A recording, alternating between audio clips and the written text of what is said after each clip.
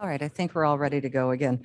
All right, part two. Here we go. The hour of now 10:02 has arrived, and I'd like to call the Kane County Board meeting of November 9th, 2021 to order. Clerk, could you please call the roll? Allen. Allen present. Bates. Bates present. Berman. Berman here. Brown. Brown here. Davis. Davis here. Ford. Fraz. Here. Gums. Comes here. Iqbal. Iqbal present.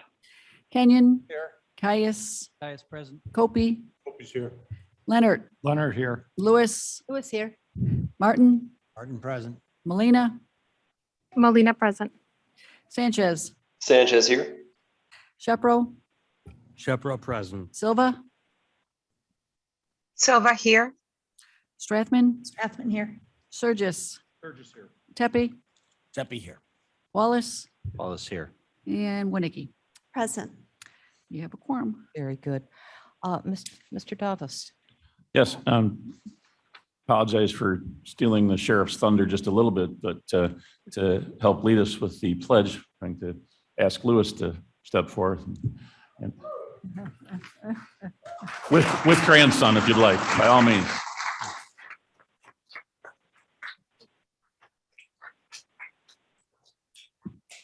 When you're ready. I pledge allegiance to the flag of the United States of America and to the republic for which it stands, one nation, under God, indivisible, with liberty and justice for all. Thank you. And the invocation.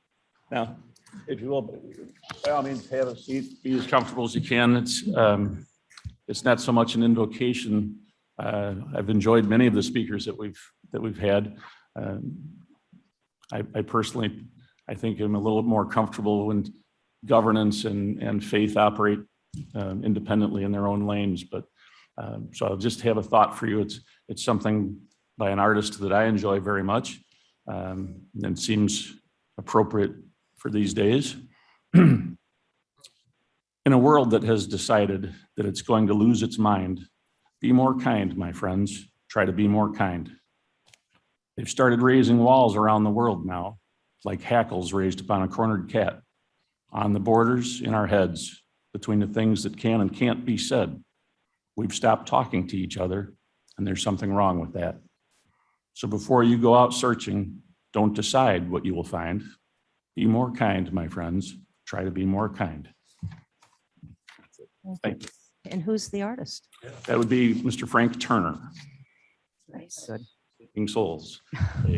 Originally Very a nice. punk rock artist and now singer-songwriter, but I enjoy his work very much and the words seemed appropriate. Oh, very nice. Well done. Well done. Thank you. Thank you. Next, we turn to our public comment. And as a matter of protocol, we ask the speakers to please refrain from statements or remarks or conduct that might become disruptive to the conduct of the county board or which may cause a disturbance. And I believe we do have some public comments. I'd like to know if Giordano would like to speak. Sure, just real quick, I basically just wanted to address the board. We had a plan. We were trying to get Mr. our Giordano, I'm going to need your address, please. 40W778 Norris Road, Sugar Grove, 60554. Okay, very good. Thank you. Okay, so I just wanted to address the board, and basically we were hoping to get a approved for our airstrip that we had been working on for some time now. There was a stipulation that was kind of entered in at the 9th hour that KDOT would request an easement, a taking of our property here. And I just wanted to basically voice my opinion that, you know, if our duty is to protect farmland and farm use, then I don't think it would be in the best interest for KDOT to be taking a portion of our property to widen out a highway and bring more infrastructure to our area. I would assume that that would be not in the best interest of the area or the land use that we have, that the board has as a plan going forward. And then also I wanted to give an opportunity to, I've engaged an attorney to kind of get through this process. We've done our research, we've done everything we could. We've engaged our neighbors, and everybody is supportive. In fact, I think the last meeting, someone had mentioned that maybe the horse farm might be against it. I spoke with her. She actually flies ultralights and is really excited for the airstrip. So we were really kind of hoping for this thing to sail through today, but I just wanted to kind of make a public comment and let everybody know where we stood. Very good. Thank you. Thank you very much. Diane Morales? Is Diane Morales online?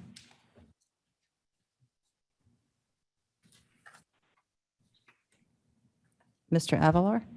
Mark Avalar?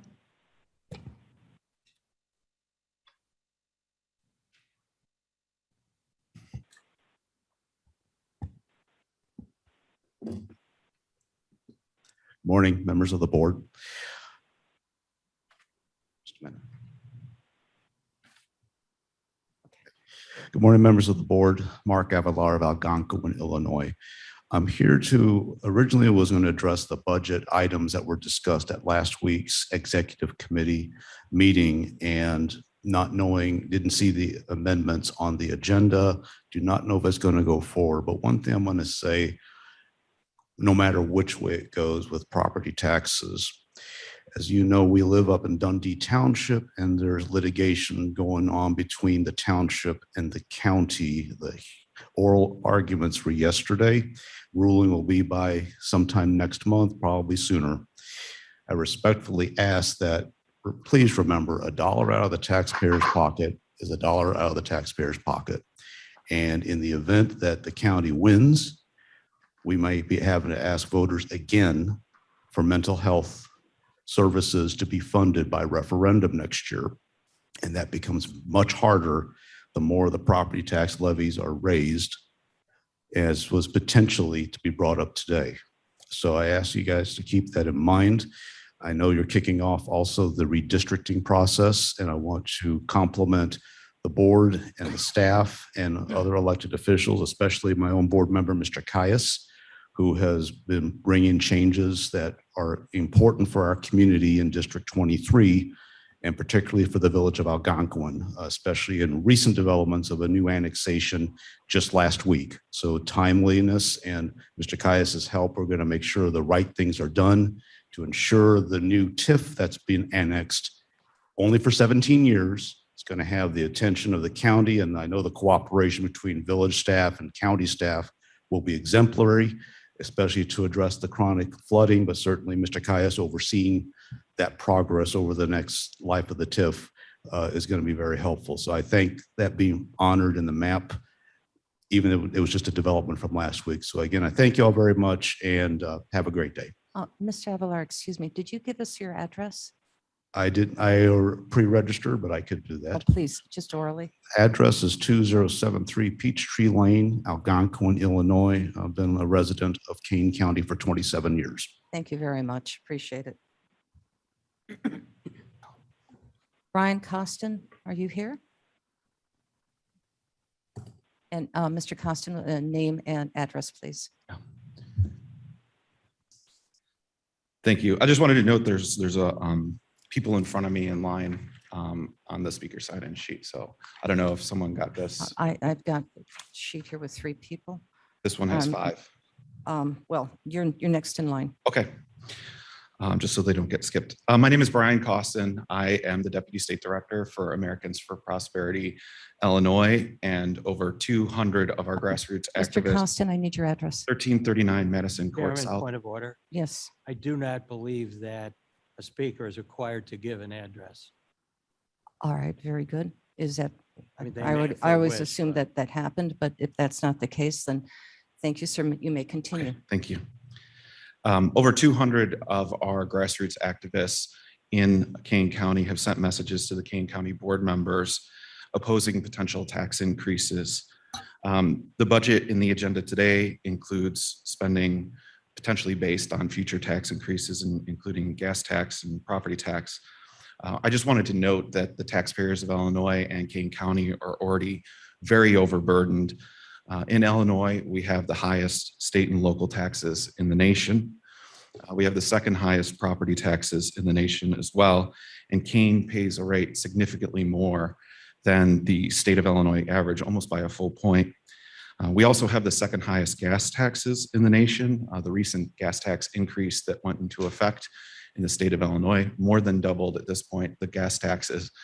And 52% of that money is coming to local government. So there's a huge influx of new gas tax dollars that are coming into Kane County proper and the communities within it. Also, I wanted to note that in some of the media reports to justify the gas tax increase, it was told about a 2050 project, which estimated a 233,000 person increase in Kane County population. But the most recent census said that there was less than a 2,000 person increase, which means potentially that project with all the different transportation projects included are for a population that won't exist in any likelihood, and you'll have too much infrastructure that'll be even harder for taxpayers to pay for in the future. And so I ask that you revisit the population projections based on the last census and revisit the projects associated with that. There's also been a massive increase in federal funds. We just learned a couple of days ago that there's more infrastructure dollars coming from the federal level. So tax rate increase might not be warranted. But overall, what I want to urge you is to think about the taxpayers of Kane County. They don't need more tax increases. They pay some of the highest taxes in Illinois and some of the highest taxes in the entire country. Taxpayers need relief. And so on behalf of the 200 grassroots activists that contacted the board members, I would like to ask you to freeze the levy and please do not raise the gas tax or any of the other tax proposals in Kane County. Thank you.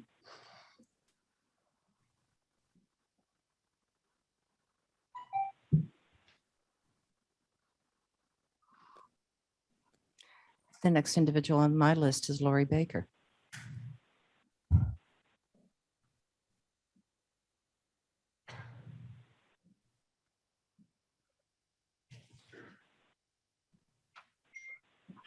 Good morning. Wow, that's loud. I'm Lori Baker, President and CEO of the Association for Individual Development, or AID, and we have administrative offices located at 309 New Indian Trail in Aurora and 1135 Bowes Road in Elgin in Kane County. And I'm just coming to ask this group and your ARP committee to consider creating a plan of how much money of ARP you're going to spend internally and how much you're going to spend in the community, because things are continuing to degenerate in the community. In the beginning of October, when we came and spoke to you on the listening day for ARP committee, we had 102 vacancies at AID. The beginning of November, we had 120, and today we have 127 vacancies at AID. This makes it impossible for us to continue to support the people we already support, let alone bring in the people off of waiting lists that are waiting for mental health services, crisis intervention, and intellectual and developmental disability services across Kane County. So we are hopeful that the $4 million that you have currently set aside will be administered quickly to try to assist with the problem. But these are life and death situations that we're going into over a very critical time, the holidays, where there are lots more challenges, anxiety, depression, et cetera, that people are dealing with. And so the men, women, and children of Kane County need the services that social service providers provide in Kane County. So we would ask again that you would create and implement a plan of how much of the ARP money you're going to spend on internal programs and how much you're going to spend in the community, and look at how you implement that moving forward beyond the $4 million that is the emergency fund that you're working on now. Thank you. Thank you. I have a question. No, you can't question. No. Can I question you? Later on, you may.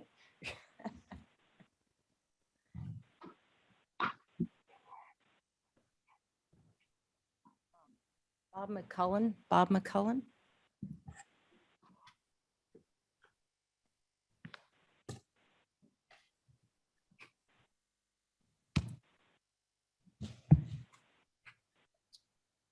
Good morning.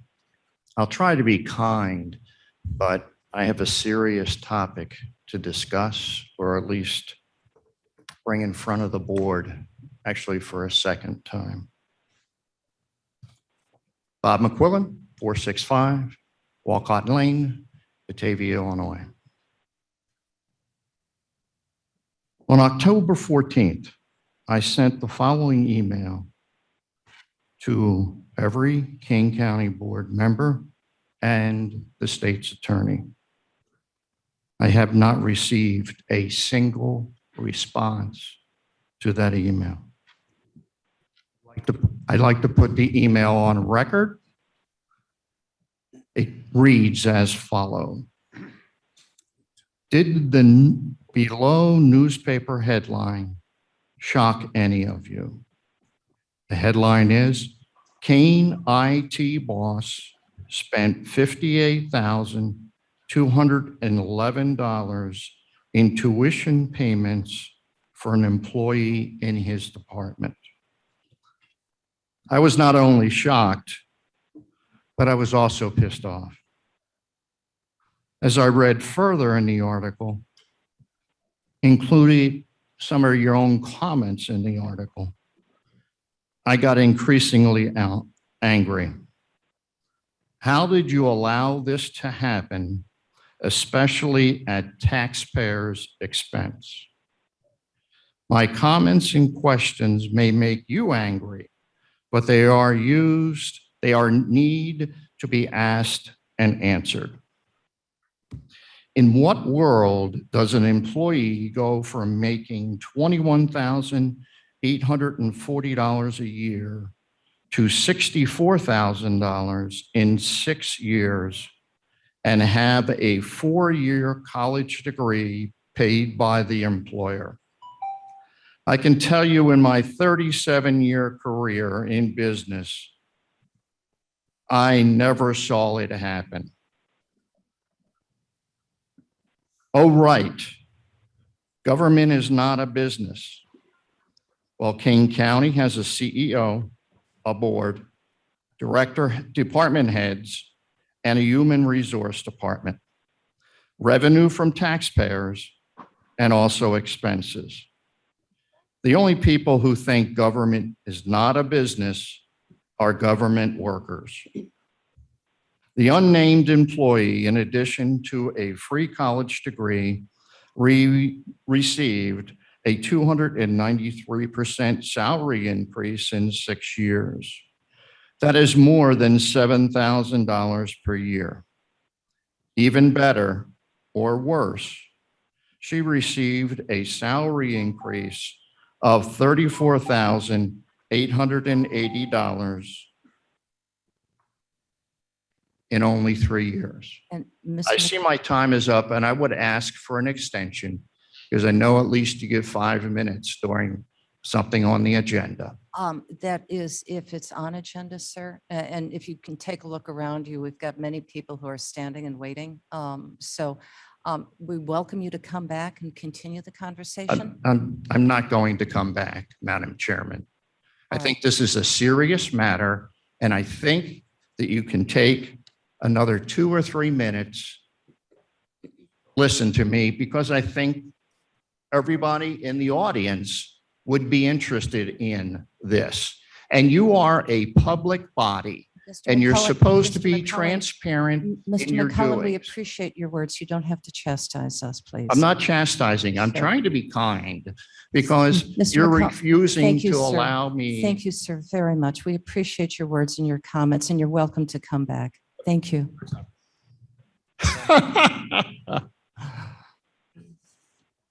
Any county board member want me to speak? They got your contact info.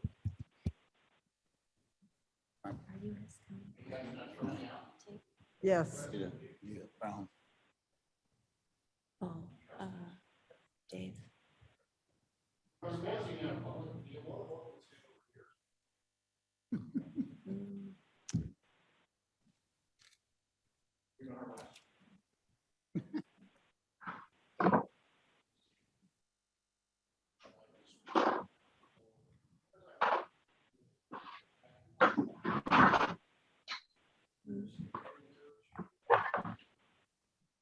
Should let him finish speaking.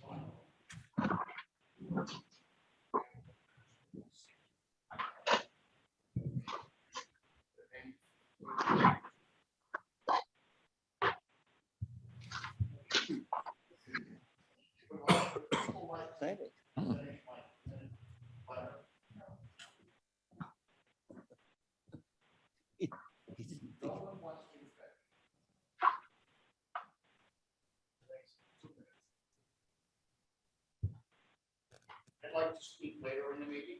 Put my name back on, please. A public comment is now, you are welcome to come back, sir.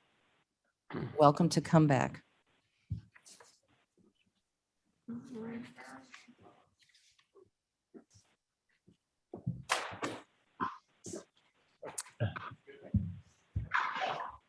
You were trouble.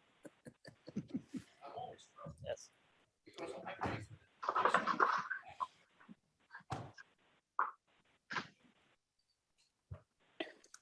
Madam Chair Gums. Ms. Gomez, please, not quite yet. Thank you. Oh, That's a first. Yeah.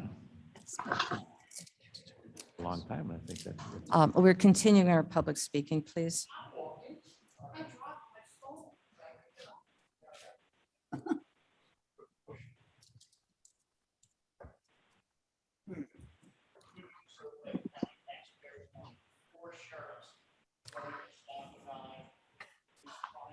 To continue on, please, Okay. Ricky Hedrigan, please. Very good. Thank you, Ricky. Katie Bhakti, I'm sure I did not say your name right. Oh, wonderful. Please. Tough act to follow, Katie. Be kind. You need the microphone, Katie. Pull that towards you there. There you go.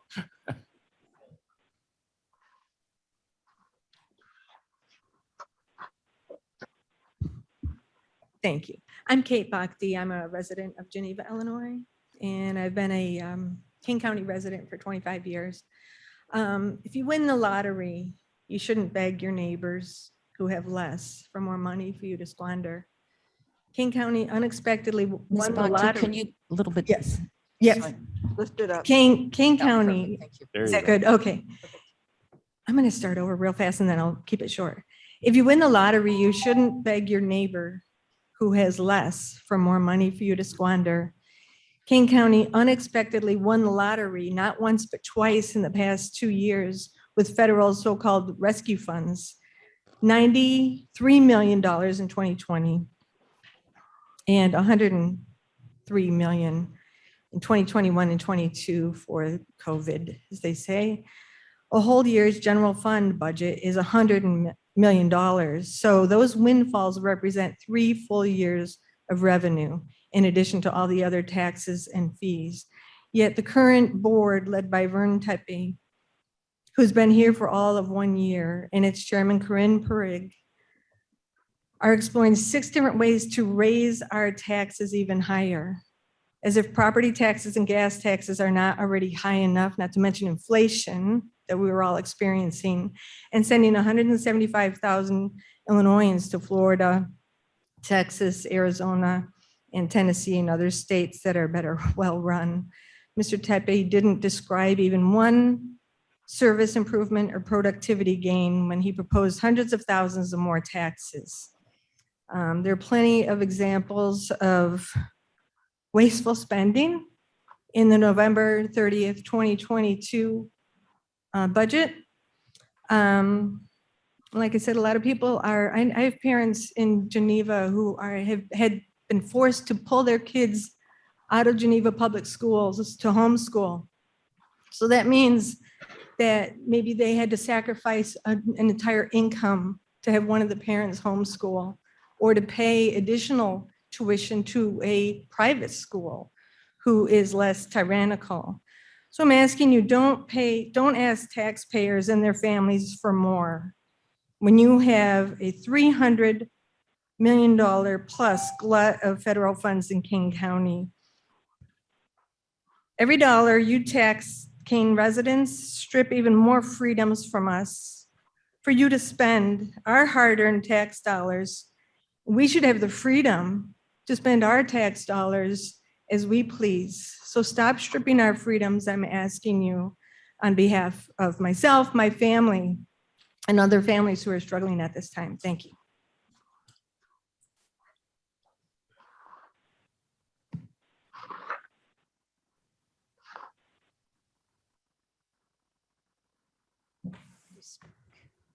Already spoke, and Rand York, I think already spoke as well, correct? Rand York. Did Mr. York's, is Mr. York here? There he is. He'll be our last speaker.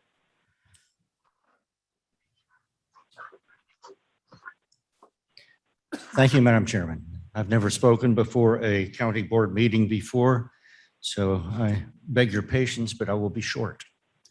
I live in Big Rock at 8S046 Roads, so I'm part of District 5 of this county. And so many other folks have said it much better than I can. So I just want to touch on a couple of highlights, and then I will relinquish the microphone. This is with regard, because you all have so much on your plate already, I'll focus on just one issue, and that is this proposal to raise the gas tax by 2 cents. It's already been mentioned that Illinois has the second highest gas tax in the nation. And it's been mentioned that we have, in Kane County, received $93 million and then 103 over the past 3 years. And that, coupled with the fact that our budget is 100 million, means that we're triple flush right now with funds and a regular tax base going forward. It surprises me that with these funds at hand, adding an additional tax is necessary, because it will hurt the very people who can least afford it. Illinois is the highest tax state overall, and it's caused a lot of people, I heard the number 175,000 mentioned, to leave the state over the last 5 years. Some of those people are my own daughter and son-in-law, who with their 4 kids just closed on a house in Chattanooga, Tennessee. And they now are no longer Illinoisans, although they were born and raised here. They have gone to a state that governs and spends far more efficiently than we do here in Illinois, and where taxes and regulations are far less onerous than they are here. Thank you for hearing me. Thank you. And it has come to my attention that Diane Morales could not get her computer to work. Diane, would you like to speak, or is this about an agenda item that we're going to be addressing? Can you hear me now? I'm sorry. Yes, I hear you. I did not hear you. Can you hear me? Yes, we can hear you now. Okay, I'm sorry. I believe I'm on the agenda. We're talking about downsizing the property that I currently rent from 34 acres to 5 acres so that I can purchase the property that I've been living on for 10 years. Zoning Zoning. petition. It's a zoning issue, yes.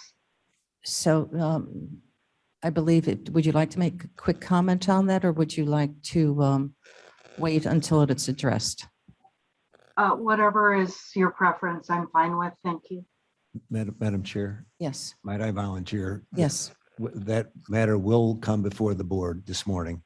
And I am anticipating that what our speaker would like to do is address issues should they arise with that. And if that's correct, then I would just ask that we wait for this comment until we have that matter before the board. Thank you. Okay, very good. Are you comfortable with that, ma'am? Yes, thank you very much. Okay, very good. All right.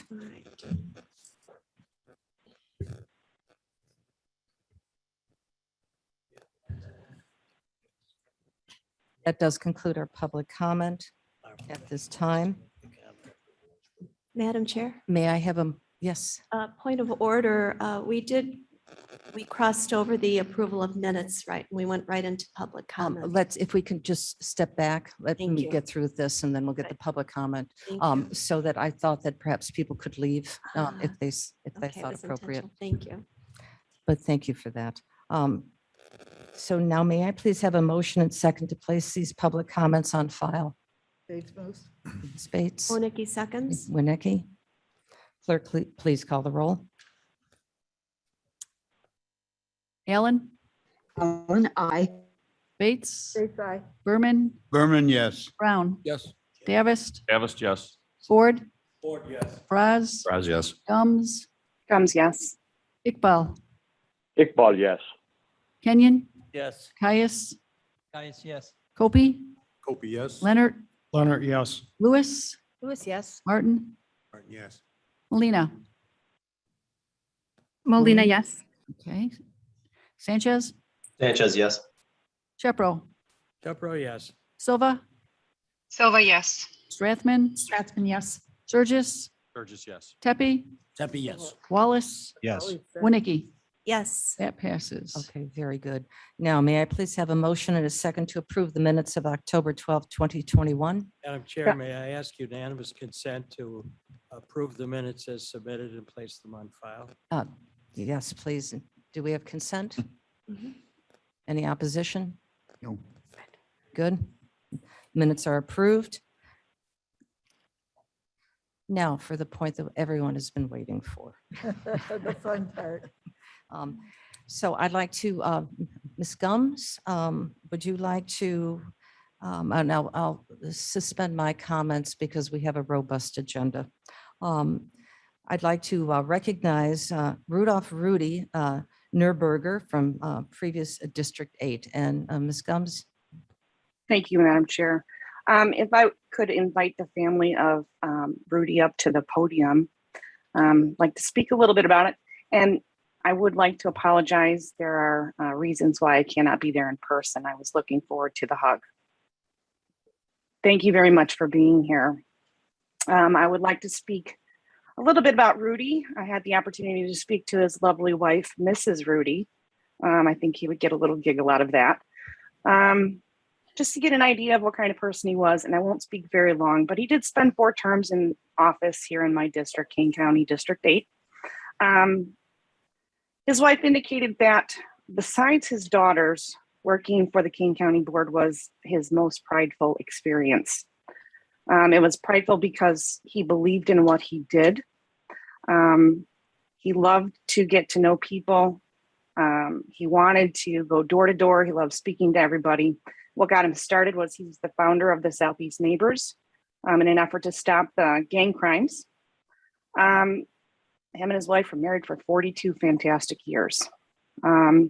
She indicated that if he was on a mission, you better watch out. You couldn't stop him. I appreciate that.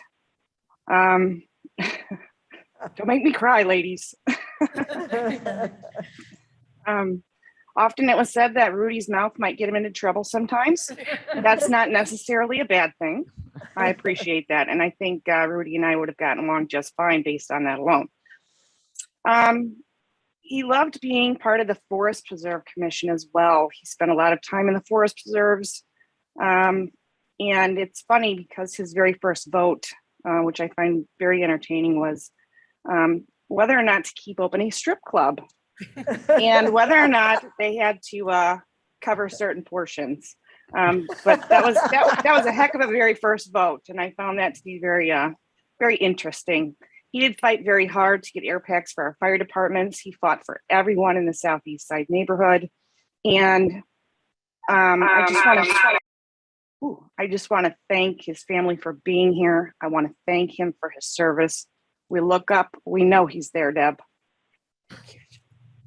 And wrapping it up, I get choked up about this. He was certainly the best of men. And I'm honored to serve in his wake and hope that from above he would approve. I think we would have gotten along very well. And thank you very much for being here to accept this honor for Commissioner Newberger.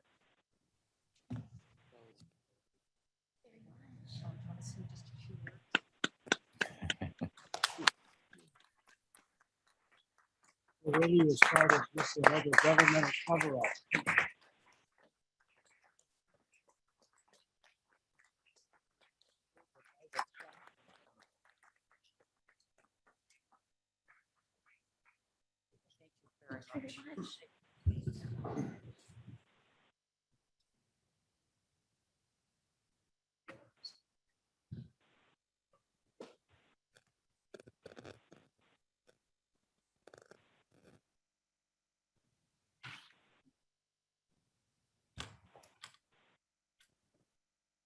Anita? Morning. If the Shoemaker family would come up to the podium, that would be great.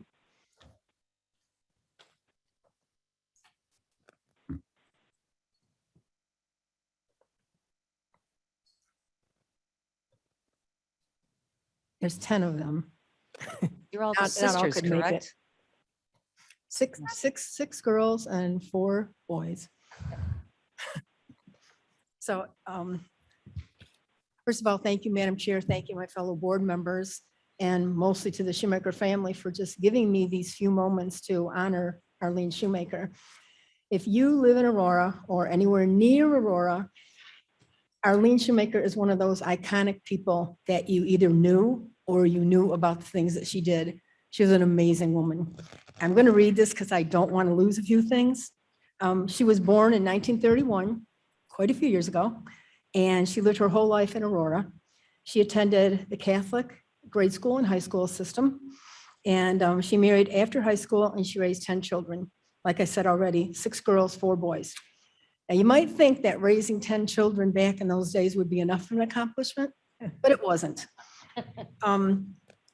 After her last child was done with school, she went back to Wabansie and got her own degree. She started her community service work with the Aurora Neighbors United, and she helped them work on housing inequities in the area. She said that her activism came from the nuns in high school at Madonna, and I'm sure it did. She was a member of the League of Women's Voters, and she was the chairman of the Kane County Democrats. She served on the Kane County Board 2 different times, one in the 1990s and the second time again in the 2000s, so years apart. She was the president of Kane County Forest Preserve. The Arlene Shoemaker Forest Preserve here in Aurora, or there in Aurora, was named after her, and it was on property that was originally settled by her family, which I think is so awesome. Her legacy in Aurora is one of caring for our people, for fighting against injustices in our neighborhoods, and also for her passion for the open spaces and the preservation of our lands. I just thank you very much for this honor, and we do, of course, have this for you.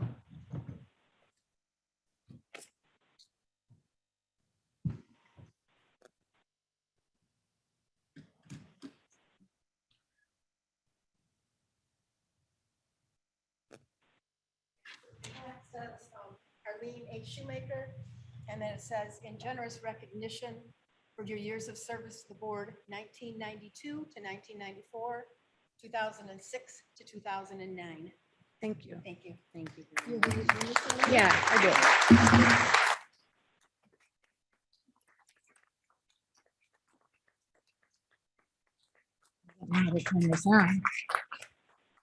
Everyone, I have to say that the Kane County Board and the Forest Preserve were probably the favorite things of my mom's life.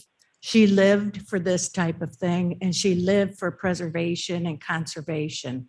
And so this made her day. And I mean, she died on May 10th, but she talked about it constantly. So we knew a lot, and we're very happy, and thank you so much for this honor.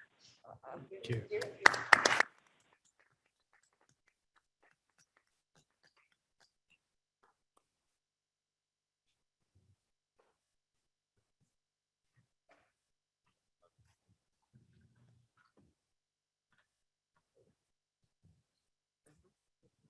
Much to recognize today. Mr. Martin.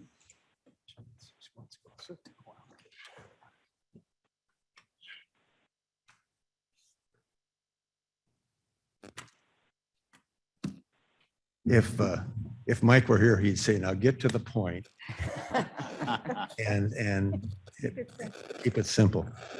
I met Mike over 40 years ago when Jane and I became his next door neighbors. He was in high school at the time. And about 20 years after I met him, we began what was at least a 20-year professional and personal association, during which I learned of his intellect, his drive, his focus, and his overwhelming generosity. Mike and his family's efforts on behalf of the community have been extraordinary. Mike brought all of those talents and more to the service that the 6 years that he served on this board. And most notably during that 6-year period of time, woke up the dormant commitment that the county had made decades past to take the tipping fees that were collected in the context of the operation of our sanitary landfill for the final improvement of the landfill as it closed. He began that project. It was a huge task, both to get the board to come along and to address the various issues that came up. And it stands today completed in principal part because of Mike's efforts having done so. So I am pleased to present to Carol this commemoration of Mike's service on the board and thank her for all the years that she allowed him to serve.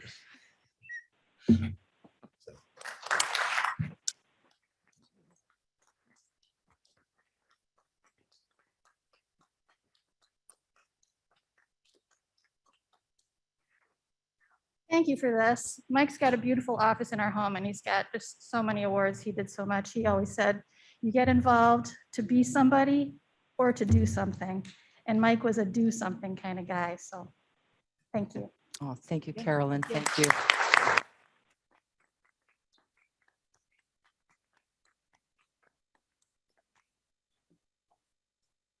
I would like to just thank Mr. Leonard for suggesting this brilliant idea.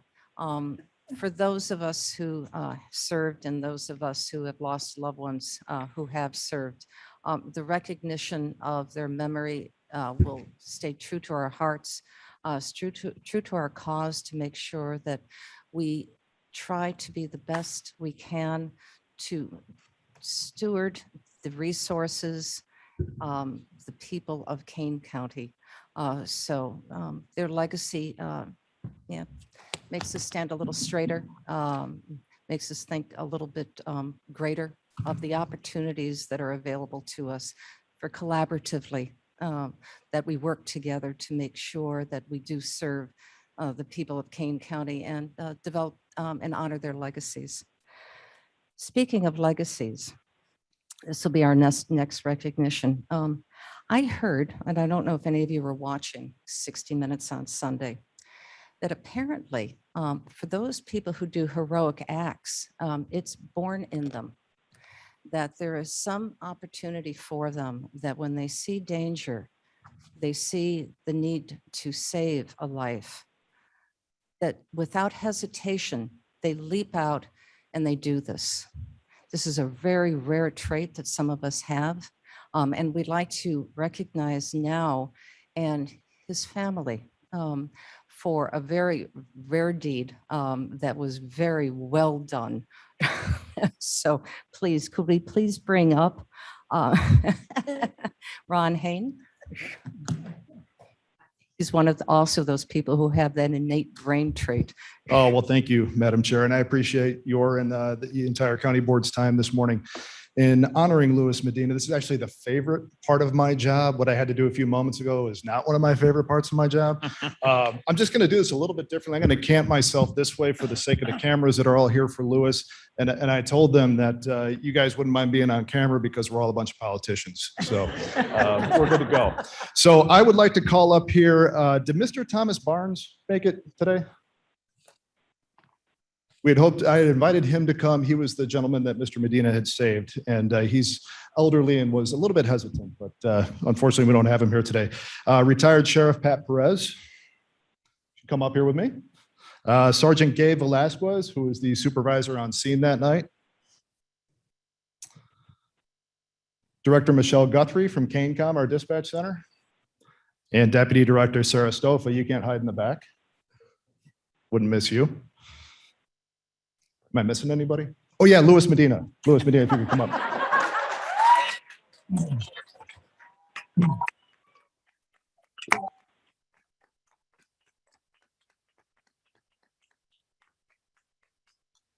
Oh, very well deserved. First, on behalf of the Sheriff's Office, I'm going to present an award that is internal to us, and it was started by the great retired Sheriff Pat Perez after the loss of a man named Roscoe Eby in Aurora Township in 2007. A man named Leslie Fleming noticed a suspicious individual running from Mr. Eby's house. And Mr. Fleming chased the man down, held him down while he was calling sheriff's deputies, and remained on top of him until sheriff's deputies could get there and take him into custody.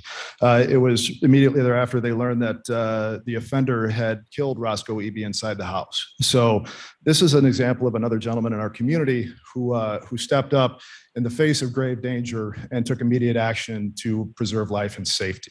So that's the purpose of the Roscoe Eby Award. Now, we're here to celebrate October 9th at about 8:30 p.m.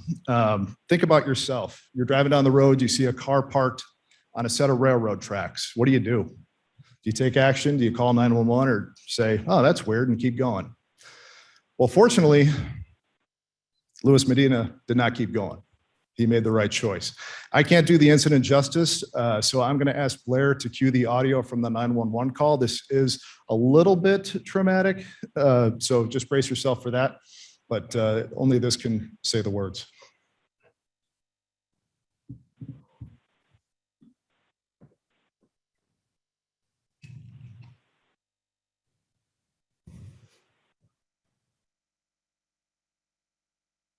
We're used to the audio, it's okay.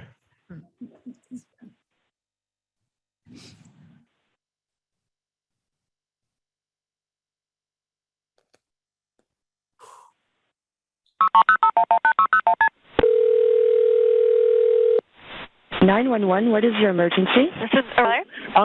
Yeah, right on Barnes Road here, just north of Prairie. There's a car stuck on the railroad tracks. He's trying to get out and he can't. It's an SUV. He's spinning his wheels right now. Oh my gosh, there's a train coming. Okay, let me try to get them out. Hold on 1 second, sir. Prairie and Barnes, is he in the car? Prairie and Barnes, yes, but there's a train coming and they're stuck on the track. Hold on 1 second. Hold on 1 second. Okay. Hold on, ma'am. Hold on, ma'am. Hey, get out! Get out! Hey, sir! Get out! There's a train coming! Come on! Get out of the car, please! Right now! Jump out! Come on! Jump out! Jump out! There's a train! Come on, please get out! Please get out! Come on! Take your seatbelt, please, sir! Come on! Come on, sir! Try to get out! Please, come on! Hurry! Sir. Come on! No! Sir, are they out? No! Sir. Give me your hand! Please! Give me your hand! Oh. Sir, are they out of the car? Oh! Get out of the way! Sir, are they out of the car? Roll down the hill! Sir, are they out of the car? Stay right there! Don't move, I don't know what's gonna happen! Oh my gosh! Sir, is she out of the car? No! Sir, is she out of the car? Please! Oh! Sir! Oh my gosh! Sir, is she out of the car? Sir! Oh! Sir!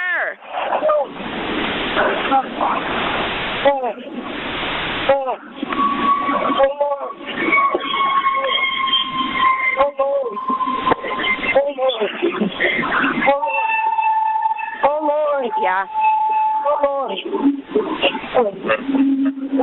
gosh. Oh my gosh. Oh my gosh. Oh.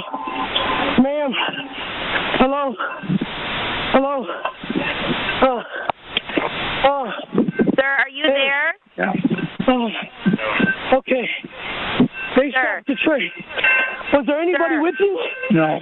Oh, good. Sir, is he off the track? Oh my gosh. Sir. Hello? Hello? Sir? Yeah. Is he off the track? I pulled him out of the car. He's the out of the train car? hit the car. Okay, The train all right, hit the car. hold on I one need second. an ambulance. Okay, hold on one Ambulance. second. So for all the friends and family of Luis Medina, is anybody surprised?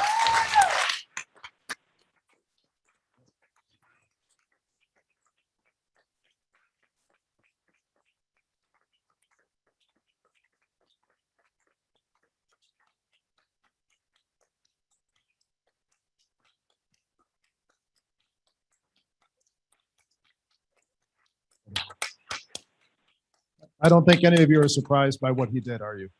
Those that know him well. And I should point out, retired Sheriff Perez has known Luis for a very long time and wasn't surprised either. So on behalf of the entire Sheriff's Office, I want to present you with the 2021 Roscoe Eby Citizen of the Year Award from Sheriff Perez and myself.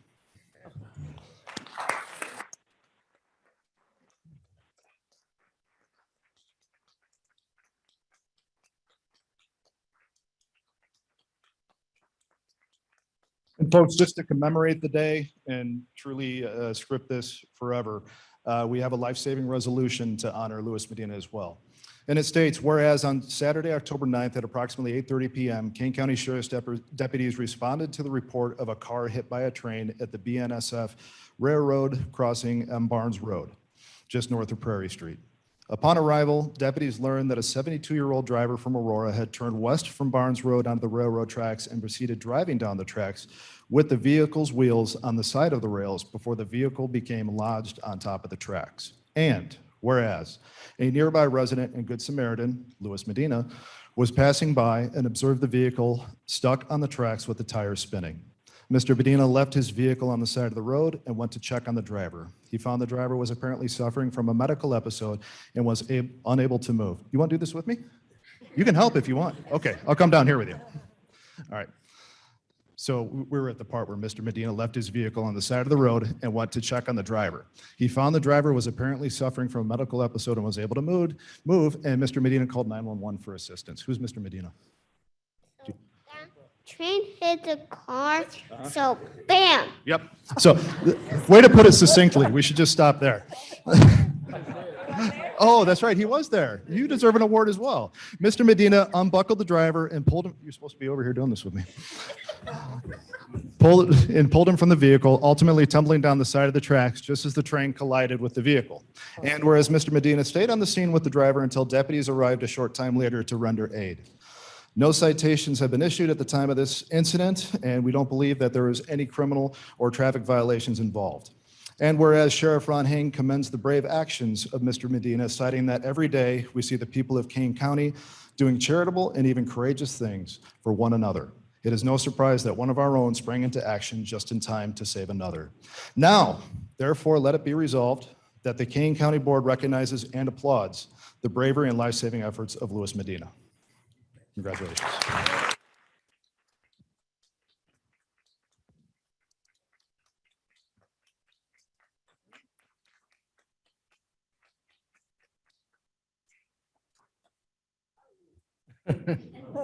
That's right. You know, something this morning came to me.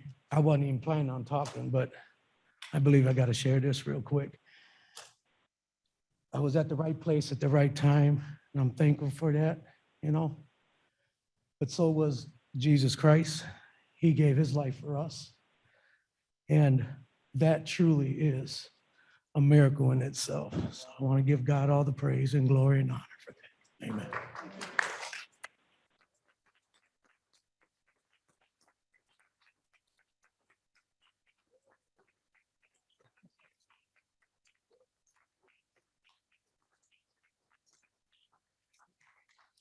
And excuse me, before we go, where's that charming little boy?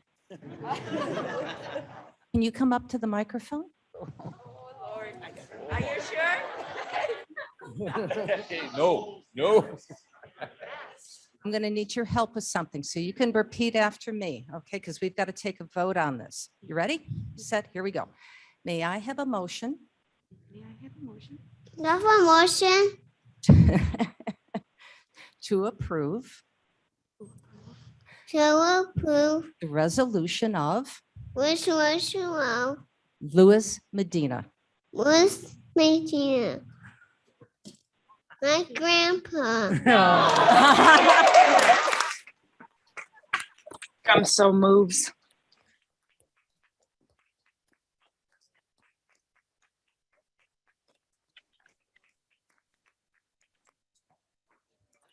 Please call the roll. Motion and second, I missed it. I'm so moved. Who's going to second this? Ms. Bates. We'll all second it. Right, I'll just From the put it second. down. A motion, Ellen, 23 seconds. Alan, I. Bates, Faith, the big eye. Berman, Berman, definitely yes. Brown, Yes. Davis, Proudly, yes. Ford, Braz, Raz, yes. Gums, Gums, absolutely yes. Iqbal, Iqbal, yes. Kenyon, Yes. Caius, Yes. Kopi, yes. Leonard, Leonard, yes. Lewis, Absolutely, yes. Martin, Yes. Molina, Molina, yes. Sanchez, Sanchez, yes. Jepro, Jepro, yes. Silva, Silva, yes. Strathman, Yes. Sturgis, absolutely. Tepe, Happy, yes. Wallace, Yes. Winnicki. Yes. It passes unanimously. Okay, congratulations once again, and thank you. Thank you all.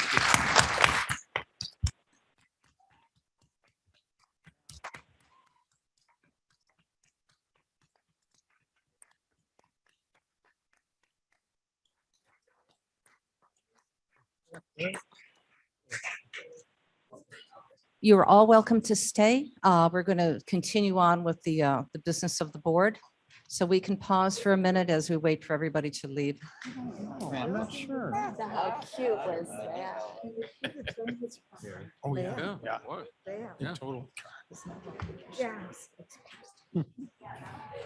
I could have blown the pledge in the Here. How cute was that? She's waiting for a long test.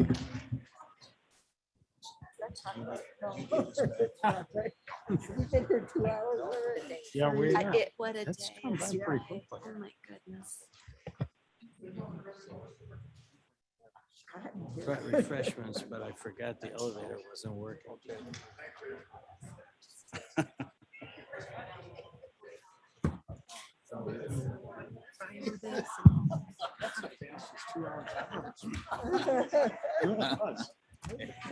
So exciting. Yeah. Did Jack get arrested? Presentation. about bond sale.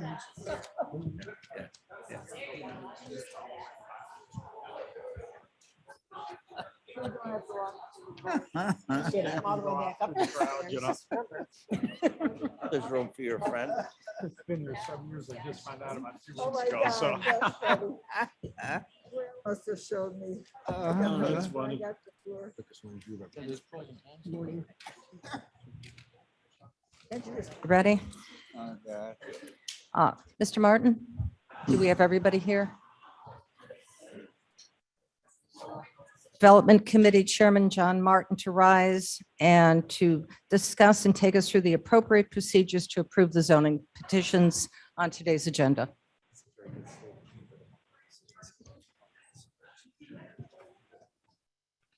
Oh, we have the bond sale. Forgot about the bond sale. Who is here to present about the bond sale? Mr. Onsick? Yes, this is Joe Onsick. I just need a few moments of your time to fulfill a legal requirement to formally notify you of the terms of the sale of our 2021 bonds that were used to refinance the 2013 bonds that were due in fiscal years 2023 through 2025. Next slide, please. Okay, so I'll just run through these basics of the bond sale. The interest rate is at 0.43%, which resulted in a total debt service savings of $418,177. Our bonds were privately placed and sold to Park Ridge Community Bank. There were a total of 11 bids, and they had the lowest bid, obviously. The date of the sale was October 28th. The bond proceeds were $9,045,000. There was the cost of issuance of $50,000 that resulted in the net proceeds of $8,995,000, which were placed on deposit with the trustee, U.S. National Bank, who are holding those funds for us until the 2013 bonds that are maturing in 2023, in 2024, and 2025 will be called on December 15th of 2021, and at that point they will be paid off. Our total debt service payments then going forward in fiscal years 2023 to 2025 would be $9,128,224, with our final payment being made on December 15th, 2024. So that's all I needed to share. Thank you very much. Very much. I look forward to paying down that debt. All right. Now, Mr. Madam Martin, Chairman? please. Oh, yes, Ms. Allen. Madam Chairman, this is Alan. Yes, please.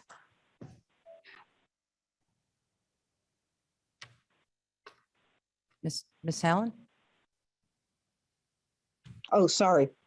I believe when we're doing this kind of thing, we consider a threshold of $300,000 to be the goal. And here we've exceeded it by more than $100,000. So I just want to say thanks to our Chief Financial Officer, Joe Onzik, for coming up with this and carrying it through, and for the board for supporting it. Hey. Thank you. Thank you for your comments. Is there anything else? No, finally, Mr. Martin, thank you. Thank you, Madam Chair. We have two matters before us today. The first being petition number 4584, filed by the William Schopenhauer Trust regarding property commonly known as 2 North 800 Freeland Road in Virgil Township. The proposed rezoning is from F District Farming to F1 District Rural Residential. This is consistent with the 2040 plan. There were no objectors. There was also no applicable Regional Plan Commission jurisdiction. The zoning board voted approval with a couple of stipulations, and the development committee also voted approval, further adapting those recommendations. I move the approval of this and request a second. Ms. Wanicki seconds. Clerk, please call the roll. I have Mr. Martin moving and Mr. Shepro seconding that. Ellen? Ellen, aye. Bates? Bates, aye. Berman? Berman, yes. Brown? Yes. Davis? Davis, yes. Ford? Yes. Fraz? Gums? Gums, yes. Iqbal? Iqbal, yes. Kenyon? Yes. Caius? Caius, yes. Copey? Yes. Leonard? Leonard, yes. Lewis? Lewis, yes. Martin? Martin, yes. Molina? Molina, yes. Sanchez? Sanchez, yes. Shepro? Shepro, yes. Silva? Silva, yes. Strathman? Yes. Surgis? Yes. Tepe? Tepe, yes. Wallace? Wallace, yes. Winnicki? Yes. It passes. Motion carries. The second matter is petition number 4585, filed by David Giordano regarding property commonly known as 40 West 778 Norris Road in Blackberry Township. You will recall from the earlier presentation made by Mr. Giordano that there are yet remaining issues in discussion between the staff and Mr. Giordano, And on that basis, I would move that this be sent back to committee for further consideration. Request a second. Mr. Fries seconds. Question? Shepro? Mr. Shepro. I note that, sorry. I note that stipulation 2 requires a 33-foot right-of-way dedication, but I noted on the previous one, it simply said KDOT would recommend allowing for a 33-foot ban for future right-of-way. Well, it's the right of way that's in discussion, and that's why I moved that we send it back to committee so that that matter can be resolved and we can move forward with an agreed position on behalf of the committee. Thank you. If there are no other questions, clerk, please call the roll. Ellen, Aye. Bates, Faith, aye. Berman, Berman, yes. Brown, Davis, Davis, yes. Ford, Fraz, Yes. Gums, Comes, yes. Iqbal, Iqbal, yes. Kenyon, Yes. Caius, And this is to refer back to committee. Aye. Yes. Kopi, yes. Leonard, Leonard, yes. Lewis, Lewis, yes. Martin, Martin, yes. Molina, Molina, yes. Sanchez, Sanchez, yes. Shepro, Shepro, yes. Silva, Silva, yes. Rathman, Rathman, yes. Surgis, Burgess, yes. Tepe, Tepe, yes. Wallace, Yes. Winicky. Yes. It passes.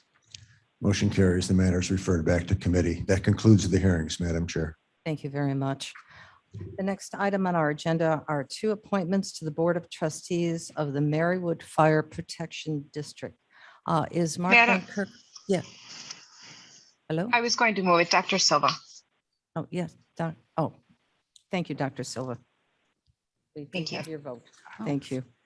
He's moving it. Okay. So next, as I mentioned, we're going to appoint 2 board members to the Marywood Fire Protection District. Is Mark Van Kerkhoff available? Yes, I am. Been observing from my office, so I'm available. Yes. Can you just tell us briefly about these 2 people who will be appointed, just quickly? Sure. Yes, this is a fire protection district that operates in cooperation and agreement with the Aurora Fire Department. So the role of the trustees for this board are mainly administrative and adopting and required levies and entering in agreements with the Aurora Fire Department.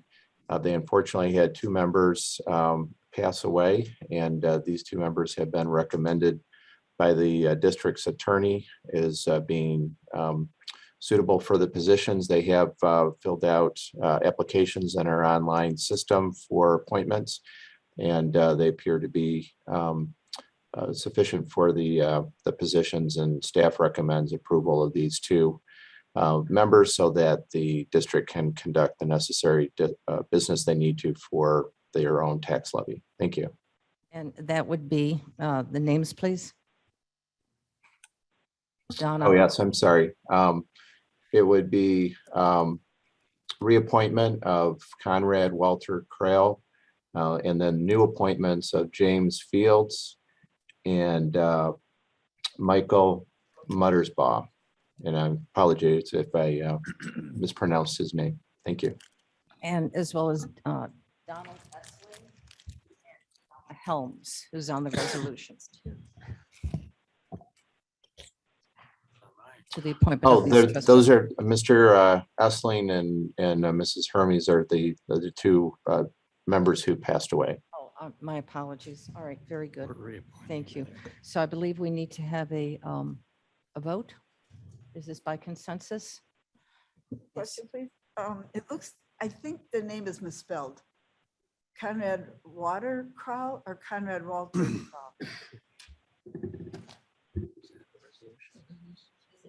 Walter Walter or or Water? is it Water? Walter sounds more, I don't know. maybe make a note of that. It's in 2 places, I think. Mr. Van Kerkhoff, did you hear that? Is it Walter or Water? Oh, I see. Yeah. That would be a little different. Mr. Van Kirk. We will confirm. We'll. Yes, I'm sorry. It is Walter. If that could be corrected with the resolution motion. So it's Walter, okay. Accept that resolution as amended. It's crazy. Motion in a second. We need a motion to approve? Shepro motion. And Mr. Shepro, needs second. Okay, and a vote, please. Call the roll. Ellen, Alan, I. Bates, Berman, Berman, yes. Brown, Yes. Davis, Davis, yes. Ford, Raz, Yes. Gums, Gums, yes. Iqbal, Iqbal, yes. Kenyon, Yes. Caius, Yes. Gopi, Copy, yes. Leonard, Leonard, yes. Lewis, Lewis, yes. Martin, Molina, Molina, yes. Sanchez, Sanchez, yes. Shepro, Shepro, yes. Silva, Silva, yes. Rathman, Strathman, yes. Surges, Tepe, Happy, yes. I'm sorry, Wallace, Yes. Winnicke. Yes. It passes. Okay, that motion passes. Now I'd like to ask the finance chairman, Dale Berman, to speak about the proposed 22 budget, 22 budget. Thank you, Madam Chair. The first item, number 21-452. I'd like to move that we adjourn the adopting the fiscal year 2022 annual appropriations until our November 30th special meeting. Give us an opportunity to discuss it more at our Finance Committee meeting on the 24th. So that's my motion to adjourn resolution until, Can I suggest that it's postponed, not adjourned? it's fine.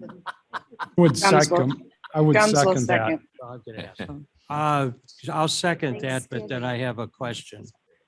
Is it the intent to do that with all of the appropriation and levy ordinances? No, I don't. I think we're just discussing the, Good. I think perhaps we ought have to do- to all right. postpone them all so Both. that they can be talked about as a whole. Oh, 21-453 also. Or wouldn't it be everything down to 471? Probably we don't have to do it for the special service. I think 474. Yeah, on 472. 474. Let's move it all the way to, postpone it all the way to 474 Okay. because they're all tied together. If that's an amendment, I'll accept, my second Yes. will. Okay, we have a motion. Do we have a second? Yes. Second. Is there any discussion on this? I'm sure he'd like to come in. Hearing none. Clerk, please call the roll. Just so I have this correct, we're moving to postpone all the tax levy, starting with 21-452 all the way down to 474 to the next special meeting, you said? Special meeting. Do we have a date on that special Yes, meeting? November, if I may, November 30th November 30th. What I need. at 9:45. Okay. Yes. Thank you, ma'am. I was just understood that we were going to vote on the amendment. Couldn't hear the question. I was understood that we were going to vote on the amendment to add all of the line items to all the way to 474 and then the resolution. I was think, proposed. I think it's all, I think it's all included.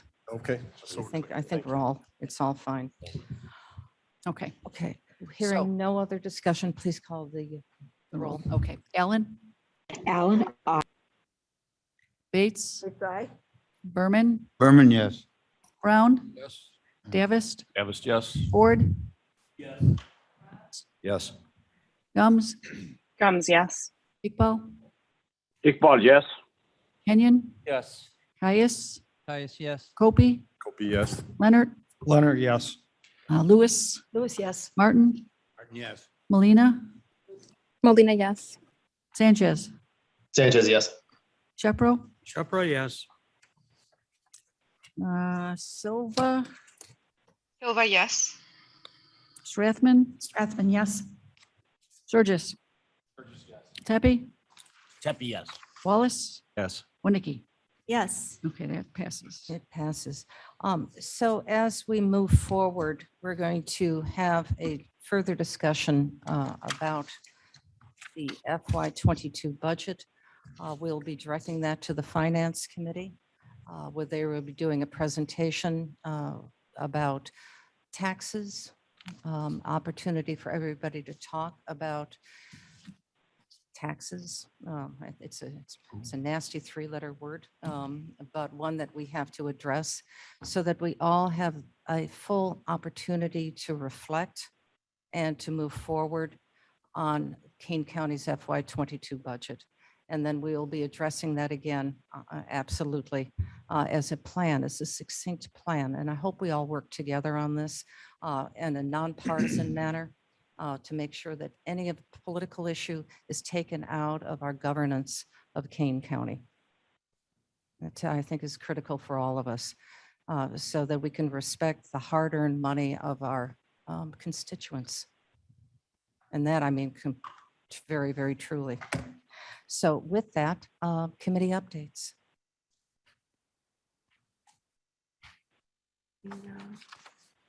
Yes.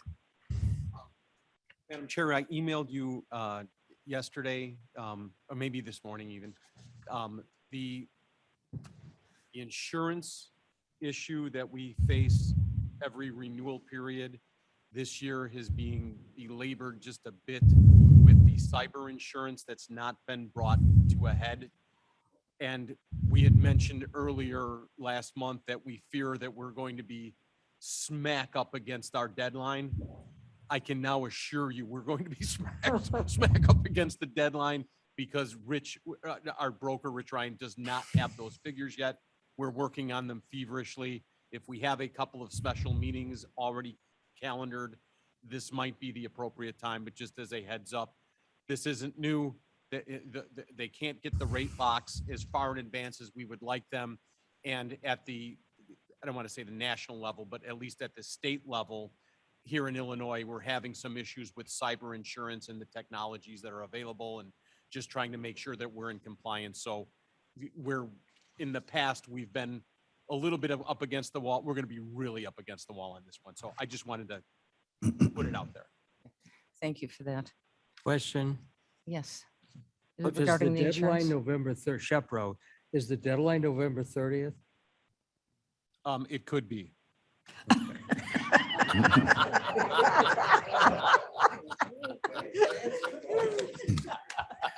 B. Moving target. Yes. Thank you, Madam Chair. I think what Mr. Surjus is suggesting, hopefully we'll have it by November 30th, but if we don't, we can always get coverage backdated with a letter stating that there have been no claims. We're doing everything we can to avoid that, but it's, I mean, we're just working. Hopefully at committee tomorrow, we have an update that is more substantial than could be, but I just wanted to throw it out there. So Thank you. Thank you. So you're suggesting that we all turn our computers off? yeah, don't read it. Don't. Yes. Apparently, that's one of those walls that Mr. Davis was talking about in his invocation. Thank you. Are there any? Yes. Mr. Yeah, Madam Fox. Chairman, I want to mention, as many of you got the email I sent out a week or so ago, that we did lose one of our KDOT maintenance, highway maintenance workers recently, Kevin C. Ackman. He passed away, unfortunately, while at work, but it was apparently a pre-existing condition. It wasn't a work accident, but he leaves behind a wife and a young child and a brand new house, unfortunately. So 35 years old, and we lost him at the beginning of his life. So Yes. Yeah, he has a beautiful family. so our thoughts go out to him and his family. Perhaps we could just take a moment of silence.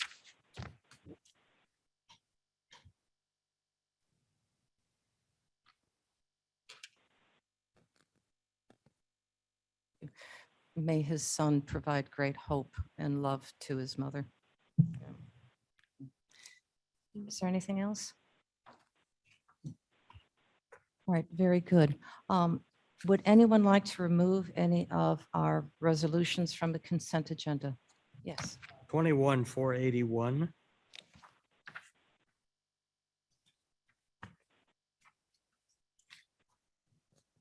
Right.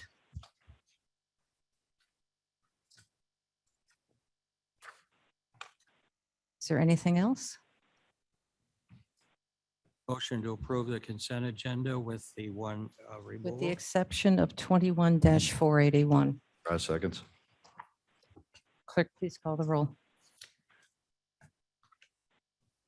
Hey, Allen, Allen, I.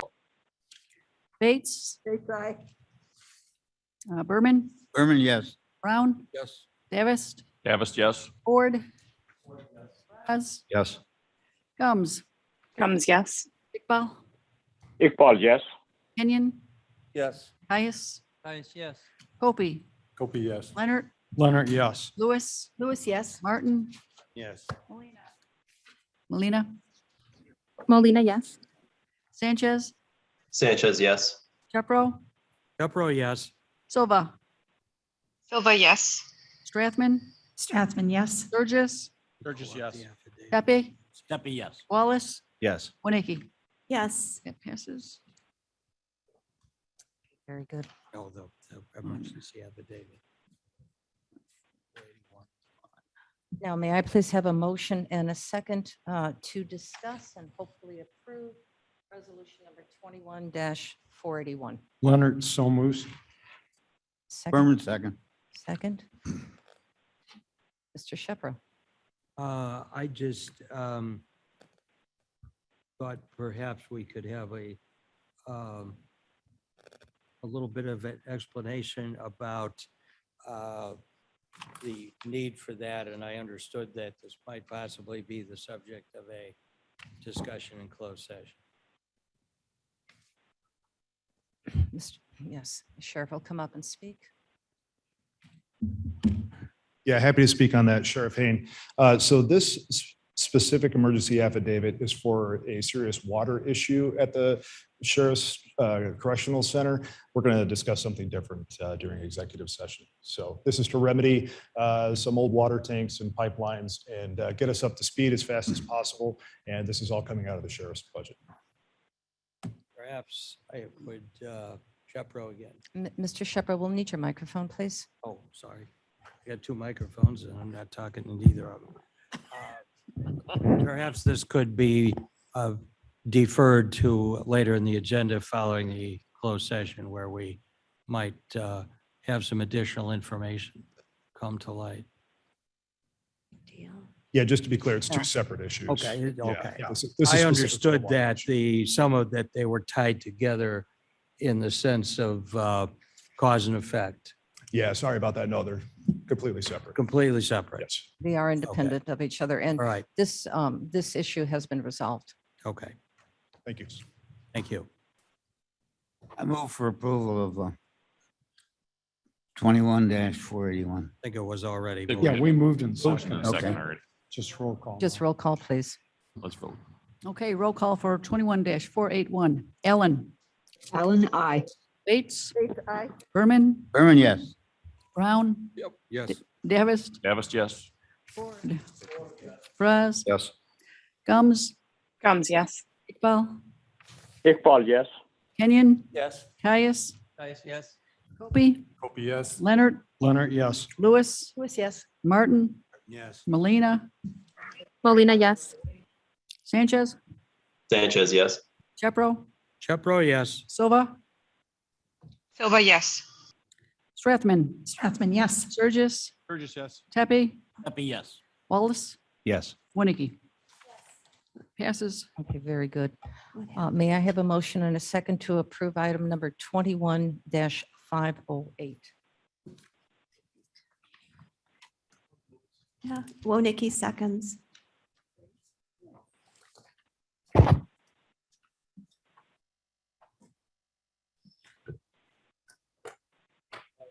Inquiry, Chepro. If I understand the emails and so forth, I believe we would need a motion to replace Exhibit A with the revised Exhibit A, which State's Attorney's Office notified about, I believe, on Friday. Okay, I see nodding heads. Is that accurate? Or 508. Yes, if Mr. Shepherd would like to make that motion I to, will proudly make that motion to amend, to replace Exhibit A to the Resolution 21-508 with the revised exhibit that was circulated to, I think, all board members on Friday. Wallace, second.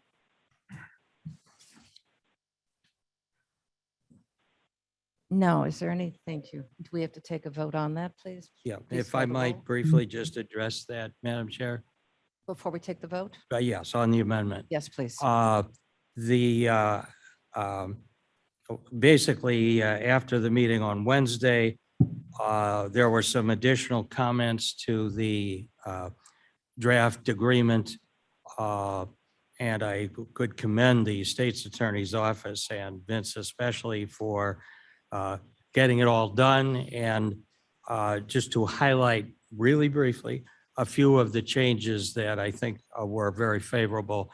One is that the draft had said that they would bill us in summary fashion, which for those of you who are not sure what that means, what it would say is something like for services rendered $1 million. So we felt that there should be at least more detail available. And so the revised proposal is that they will indeed bill us that way, but they will maintain detail and it will be available to board members upon request if we want to see what they're actually doing beyond the gross number. There also were improvements to the requirements for specific timelines. And there was some ambiguity about additional services, which I believe has been clarified. And in every respect, I think they all strengthened the county's position with respect to the agreement. And I certainly would thank the state's attorney's office for getting it all done for us, especially because I think on the other side, you had to go through about 7 layers of people to sign off on it.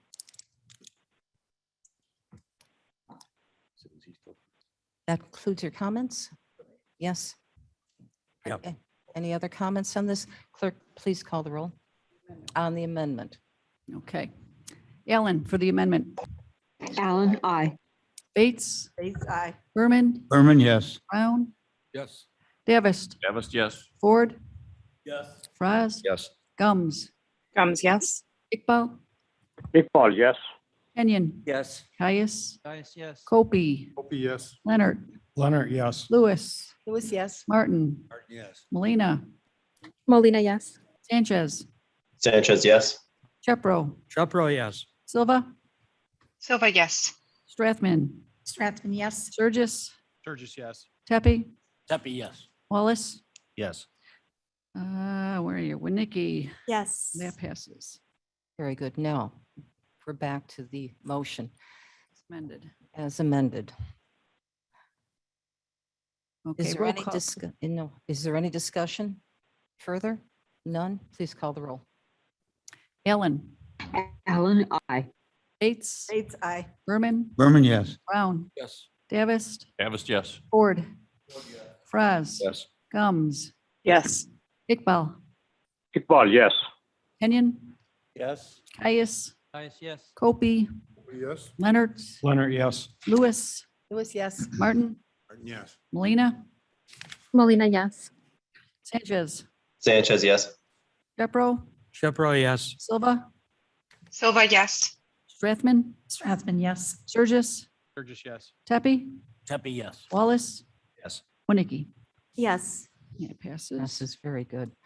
I believe we're going to executive session, but before we do so, we do have some lunch available for you if you'd like to get a sandwich before we get into the next discussion. And I'd also like to commend this entire board. I forego my comments earlier on just to thank you all. When we work together and we lean into each other and we speak with each other, we've become such an incredible, strong team of supporters, whether it's Mr. Shepro's constant diligence on making sure that all contracts are analyzed in detail, and Mr. Leonard's kind wisdom to calm everybody down, to Mr. Kenyon's constantly concerns about both land and social justice. And length of meetings. Exactly. To Mr. Froz, to his concern always about roads.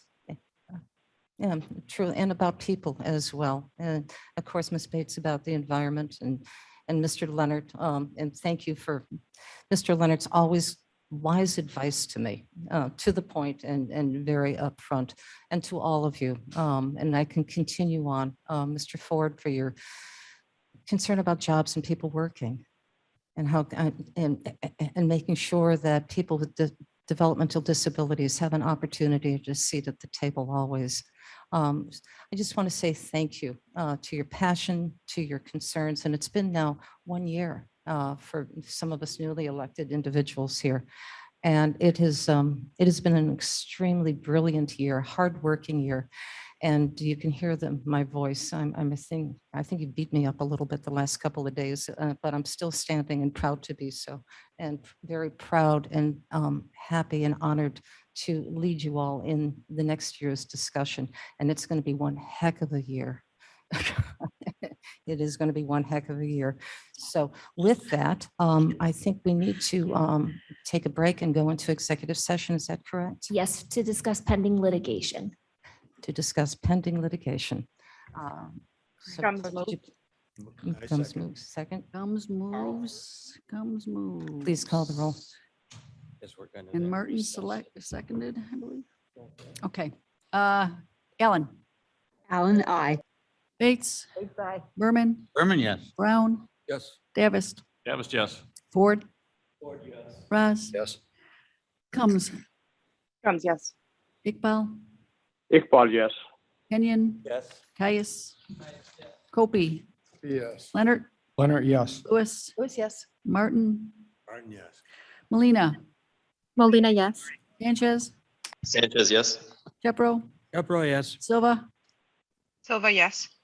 Strathman. Strathman, yes. Sturgis. Tepe. Tepe, yes. Wallace. Yes. Winnicke. Yes. That passed. We are back in open session. Clerk, please call the roll.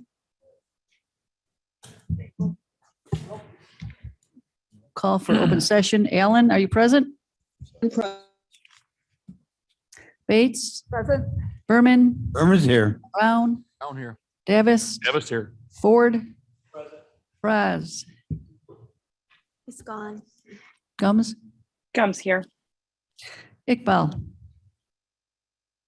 Kenyon. Present here, whatever. Caius. In the room. Okay, Copey is here. Leonard. Leonard here. Lewis. Lewis here. Martin. Here. Molina. Molina, present. Sanchez. Sanchez here. Pro. Present. Okay. Silva. Silva is here. Strathman. Sturgis. Tepe. Wallace. Wallace here. And Winnicke. You have a quorum. Very good.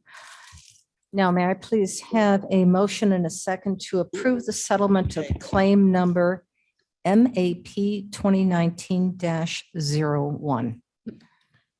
Comes moves. Mr. Martin, please, and Mr. Martin seconds. Ms. Gums moves. Mm-hmm. Any conversation? None. Clerk, please call the roll. Ellen. Ellen. Bates. Yes. Berman. Berman, yes. Brown. Yes. Davis. Davis, yes. Ford. This is not here. Gums. Comes, yes. Iqbal. Kenyon. Caius. Yes. Copey. Copey, yes. Leonard. Leonard, yes. Lewis. Yes. Martin. Yes. Lena. Molina, yes. Sanchez, Sanchez, yes. Shepro, Shepro, yes. Silva, Silva, yes. Strathman, Strathman, yes. Surges, Yes. Pepe, Pepe, yes. Wallace. Yes. Yes. That passes. Okay, very good. The next item on the agenda is something we've been working on since April. And I've asked Roger to put together a slideshow to discuss this. It's the reapportionment maps. I'm here today just to present my map to you. It is your map, but it's supposed to be called my map, but it's not my map. This is our map. And our map has been worked on many conversations, collaboratively, sometimes not collaboratively, sometimes individually, but always with concerns of how we're going to show the reapportionment for the next 10 years with the maps. A current map is available for you, but we're about ready to show you upstairs. So I know some of you were very gracious to come back upstairs and take a map. And I warned you that a new one was coming. So the latest one has been printed out, which you're about ready to see, with just some minor adjustments, which we'll go over with you as we do this presentation. So without further ado, here's the history of the recent 2020 map. Okay, thank you. Have like cool theme music. I need it. Yeah, I need a cape. No. just kidding. Song would be the good, the bad, and the ugly. I don't know if I lost that. Yeah. Thank you, Madam Chairman, members of the board, State's Attorney Mosser. I know a lot of folks here worked on this, and I appreciate all of the input and patience.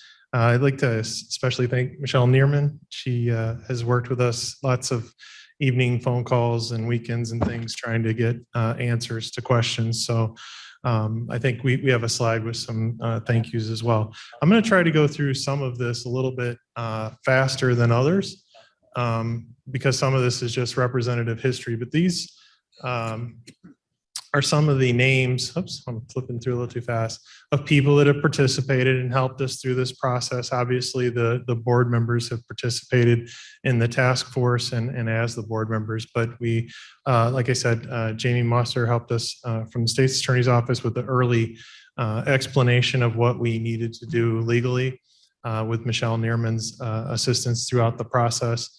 And we had Josina Marita from Grapple, who's the demographer, and Zach Kautsky, who was also doing consulting with the demography in the process.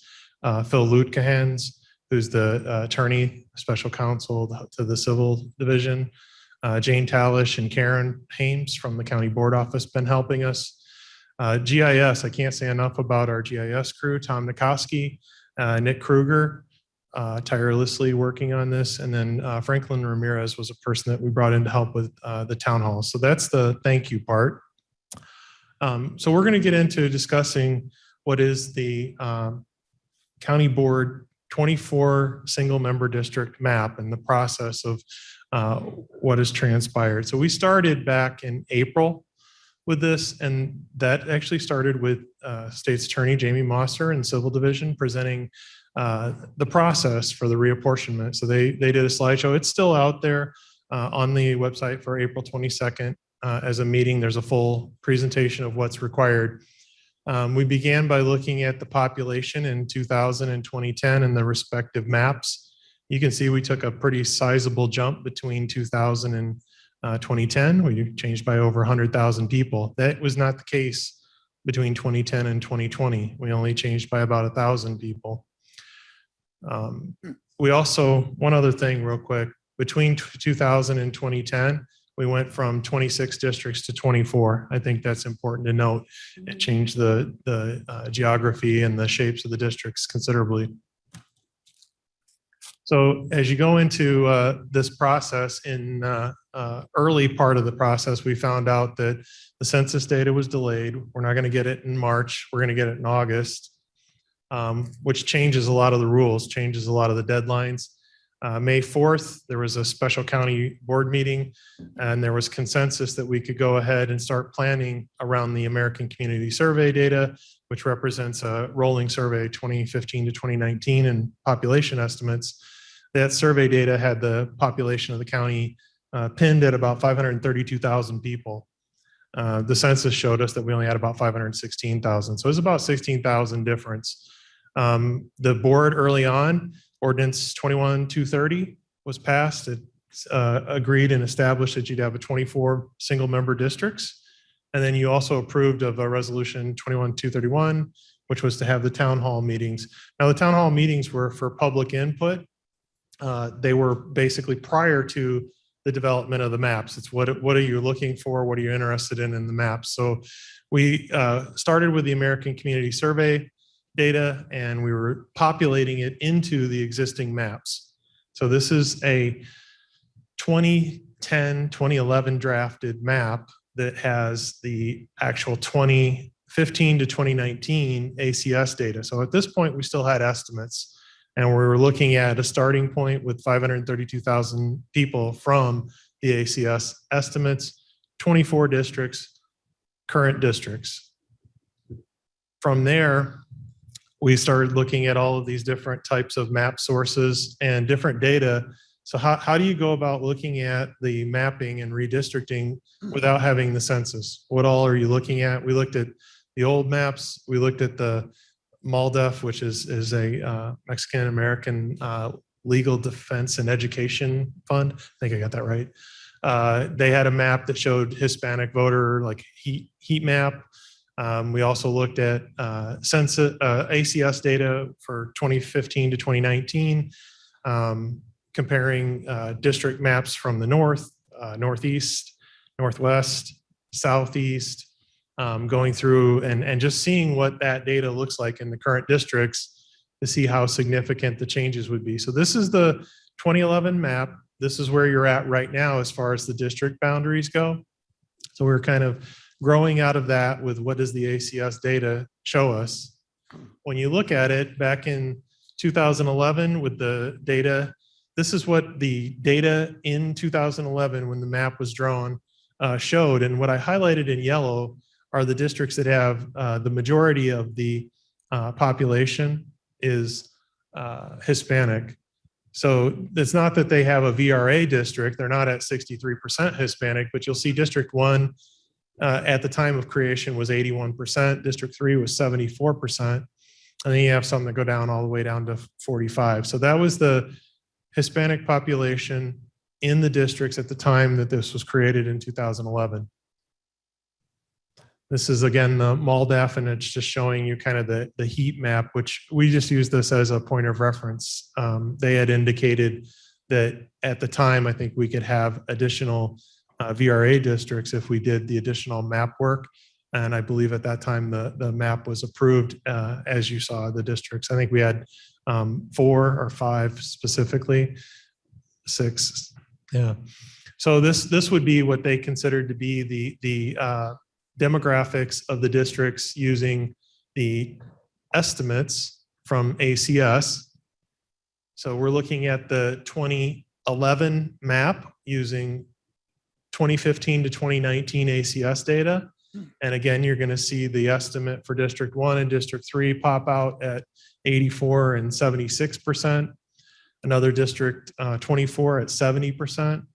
And our VRA district average, what we were looking for this process was 63% and trying to get the Hispanic voting age population for the district at 59.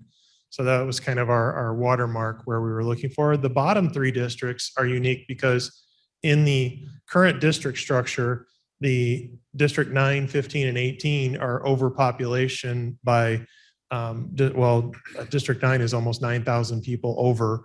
And then I think the average at that time was 21,432. So you're considerably over. So we highlighted the potential VRA Hispanic ones in yellow, and we highlighted the overpopulation ones in red. So if you go to this next slide, this is the northeast corner, and you'll see that we highlighted in yellow and red again, but then we circled in red outline the districts that were up in the northeast. You'll see there's 3 of them that we identify as, potential Hispanic VRA districts. And then up at the top end of the list, you'll see, again, we still have the 3 yellow ones that are really high in Hispanic population. And red, again, is just high population in general. Do the same thing moving to the southeast, same highlight of red. You'll see the high population Hispanic districts, and District 9, while it's in the top 10 group up there, it's actually up northwest. So that's why it's not outlined. But we were just looking at what the ACS data meant to the current districts, knowing that we're waiting for the census data and trying to get an idea of what this might look like if we have to start drawing lines. This is an exercise in geography and population and demographics. This is the Northwest, where we have the really large district. Mr. Copey, that's your district up there, number 9. You won the population race. You're at 30,000. Obviously, that's larger than what we were looking at this time around. So as we move forward, we had the town hall meetings. We scheduled those and executed those and got feedback from the public, from board members and others.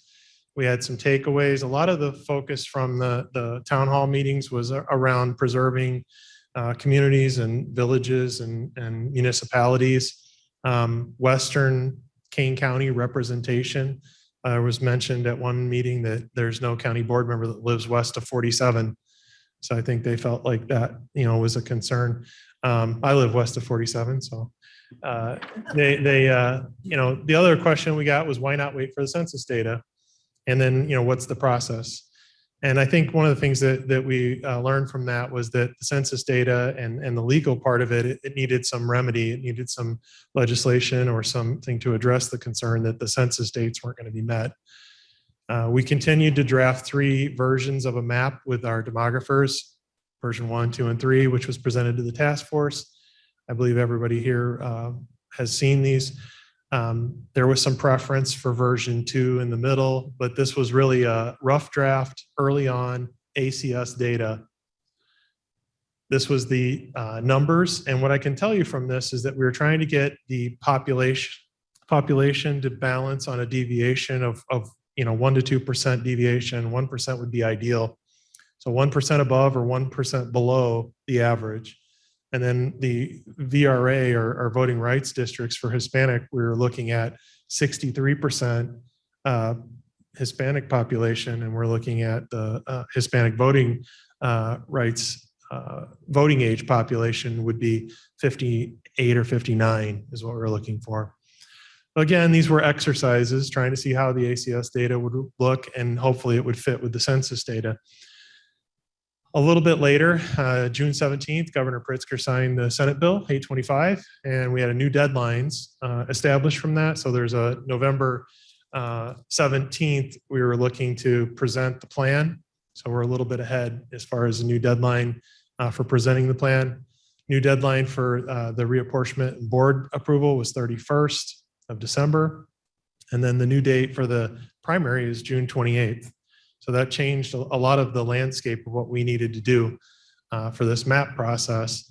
Early on, Michelle Neerman from the State's Attorney's Office and some others, we laid out kind of a tentative schedule. And you see kind of what we were working from and where we wanted to end up in November was county board adopting a reapportionment plan. So we're in November, and that's where we're trying to get to. We still have a few steps left.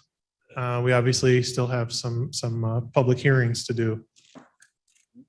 So the next slides are just versions. This was version 2.3. So I mentioned the 3 versions that we did off of ACS. This was in June. This is still before we had census data. We did version 2.3 with the demographers. And this was just trying to balance the district population and get the Voting Rights Act districts. Early on, we determined there could be 5 Voting Rights Act districts in Aurora, 2 in Elgin, and 1 in Carpentersville. So August 12th was the big day. We got all the census data. They released it. And August 12th, we began work from the actual numbers. You'll see we went from 2000, in 2000, we were a population of about 404,000 to 515 in 2010. And in 2020, we only changed by 1,253 people. We're up 0.24%. And 516,522, which is 16,000 less than what we saw in the ACS estimates. So immediately it's, where did the population go? Where did that happen? Because we knew that District 9 up north grew considerably to 30,000 people. And then later we found that in Aurora, we had a substantial change in population, which I know is still disputed, debated, but it does show that there's a little over, I think, 10,000 people deviation in Aurora in the municipality. So the new district size was set at 21,522. So it's about 100 more people per district on average. We started drawing maps. We immediately looked at the VRA districts. This is the VRA district from Aurora. We had the demographers and our legal work with GIS, and we drew a VRA districts in the Aurora area, and then we also drew them in Elgin and Carpentersville to begin with. And that was the original 8 VRA districts. And those were done before we looked at the rest of the county, just trying to deal with the population centers, dealing with the Hispanic population, the African-American population in those cities. We're also dealing with the change in population in Aurora, where there was a reduction in the number of people. So if the number of people in an area where the districts are goes down, the districts have to logically get bigger. That's just the way it is. So the footprint of some of the districts, in order to keep the same number of districts, have to expand a little bit to get the additional population. So in September, we drew another version of the 24 district map using the census data. This was a September 16th version. I'll walk through some of these a little quicker because you can't. There was also a period where Aurora was providing us with input. These are just some of the sketch art that we received. I thought it was interesting I think the one on the right was provided by one of the chief deputy or clerk's office staff. The one on the left, I think, was another pencil drawing that we received. But we were taking all of this and advice and compiling it into what's called a shape file. So it's the boundaries in a shape. And we take the shape files and run the statistics and data. And in the far upper right corner, you can see the percentage Hispanic results. You can hardly read it, but that's the percentage Hispanic based on the pencil and artwork that we received. So we take all the recommendations seriously. We draw them into shapes, then we pull the data in and look at what we get. And then we go back and look at the blocks and the neighborhoods and streets to see if we can get it to balance with the VRA requirement or recommendations, probably more appropriate. But that's the work of September 23rd. We had a period of time where we were trying to roll in the remainder of the county. This was the first version with the entire county as of October 7th. So we moved out of Aurora, Elgin, and Carpentersville, took in the middle section of the eastern side of the county, and then western Kane County, north to south. This was October 7th. We move forward to October 27th. We're getting closer to November 8th. You can probably imagine it. November 8th, we're done. October 27th, we drafted 2 more. And you'll start seeing dates pop up at the bottom. The 10/26 is the date on the left, and then we had another change on the right. The version that we went forward with was the one on the right, which is, it actually had some edits done to District 13, I believe. So from there, you're into November. Oops, I think I went too far. November 1st, and this was based on one of the versions that our demographers had provided. We started looking at minor changes in districts. So there was a flurry of requests and emails and changes from everyone. We tried to incorporate everything that anyone asked for that was not going to diminish the VRA districts, that didn't diminish the population deviation, and also was in keeping with your communities or your municipalities. And I think we did a lot of work. If you look at the bottom of each of these, you'll see the number of districts that were touched each time we made these changes. There's at least 8 districts where we did minor adjustments every time there was a new version. So these are November 1st and November 2nd. Nick was really busy that week, so was Josina. We roll forward and we're looking at The Aurora caucus came together. They made another recommendation, and November 3rd, we produced a new Aurora map, and that was done, I mean, almost concurrently with the task force meeting. I think Mavis and Myrna were almost late to the meeting because they were still working on it. I really appreciate their input. They were tireless. They came in and actually met with GIS and worked on it for hours to try and get something that they thought was good for their districts. The result of that was November 5th. We had another version of the map that we thought was pretty much in final form.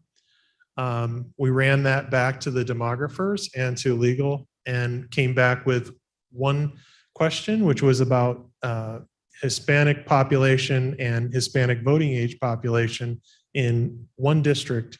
And it was a half a point or so that we needed to change. So that brought us to the last map.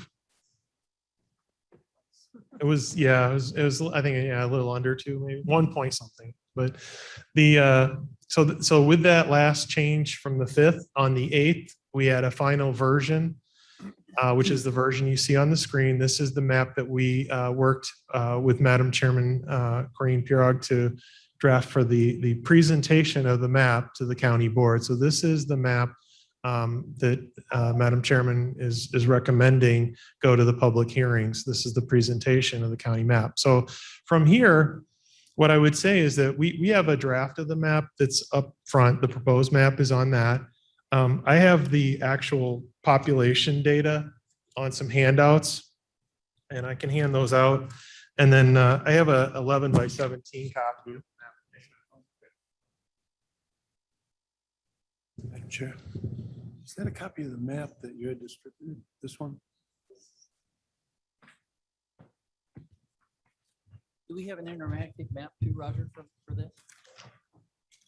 Roger, this has been put up on the website, correct? So we can drill down onto it? Yeah, so these maps are relatively small. There are poster size maps in the county board office that we have available. It is on the county's website. It's the one that says new.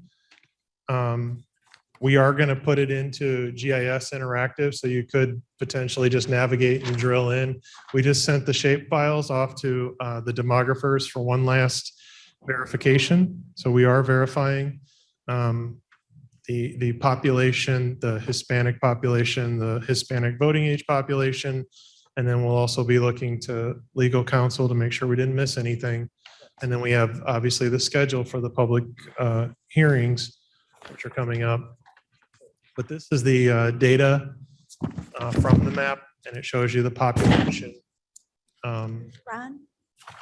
But if you just bear with me for 1 second and we'll finish this, and then I'll take any questions I can try to answer. So what we ended with for the Hispanic voting rights districts was a District 1, 3, 6, 7, and 8. And then in Elgin, we had District 17 and 20. And in Carpentersville, we had District 24. Those are 63% Hispanic or greater. And then the voting age population was, I believe it's 59. Ideal is 59. Yeah. One district is at about 58. 6, 7, something like that. So the last thing is these public hearings that we're working on scheduling. Those are going to be November 15th and November 17th. The first one is at 6 at Elgin Community College. The second one is at 6 here at the Government Center. The first one will be live stream from Elgin. We'll stream it. The second one will be live stream in Zoom. So if you want to participate via Zoom, we can have that available. Anybody that wants to come in remotely. I believe that is the end of slides and maps. I hope that was enough information, but this is the map that is being presented. And with that, Madam Chairman. Oh, thank you, Roger. And I think we need to thank Roger and his team and everyone else who was on this map making process since April. Hours have been spent drafting what is ultimately come to you for your review. As he was going through that, I remember sitting on the conference table upstairs, literally climbing on a chair and climbing on the table so I can get a detailed look at a certain precinct on the map and how we were going to move it. So this has been not behind closed doors. This has not been dictated. This map is ultimately a culmination of all of your work, all of your suggestions, all of your help and all of your assistance. And I was told early on that if I give all of you half of what you want and that you're upset with me for the other half, we've done a great job.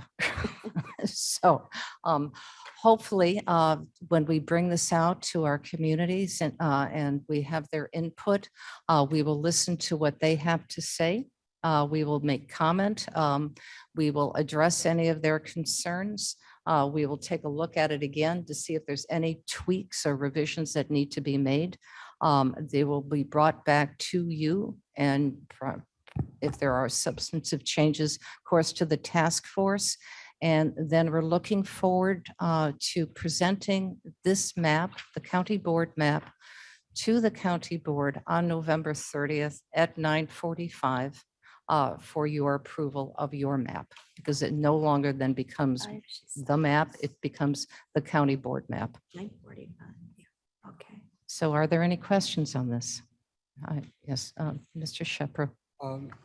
Roger, and I would certainly commend you and your staff for all the work they have done, some of which frankly was remedial to some of the work that we commissioned from outside sources. But in recent days, I have learned of an issue that bothers me greatly about the accuracy of the data, and that is this new concept of differential privacy. And I wonder if you could comment on what any of our experts think about that and how we feel that impacts the numbers that we are apparently relying on.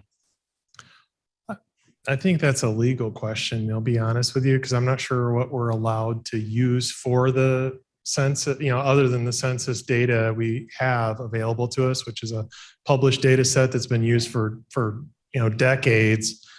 Well, as I understand it, this census, for the first time, the Census Bureau has adopted this concept of differential privacy, in which apparently they have deliberately introduced what they call noise into their numbers, so that much of the block data is actually fictitious in order, according to them, to protect the privacy of people within that. The only thing I know about census data is that they do use imputation, which is if you don't answer your survey, they can interview people around you. And This is a family, whole but different concept. Okay, Yeah.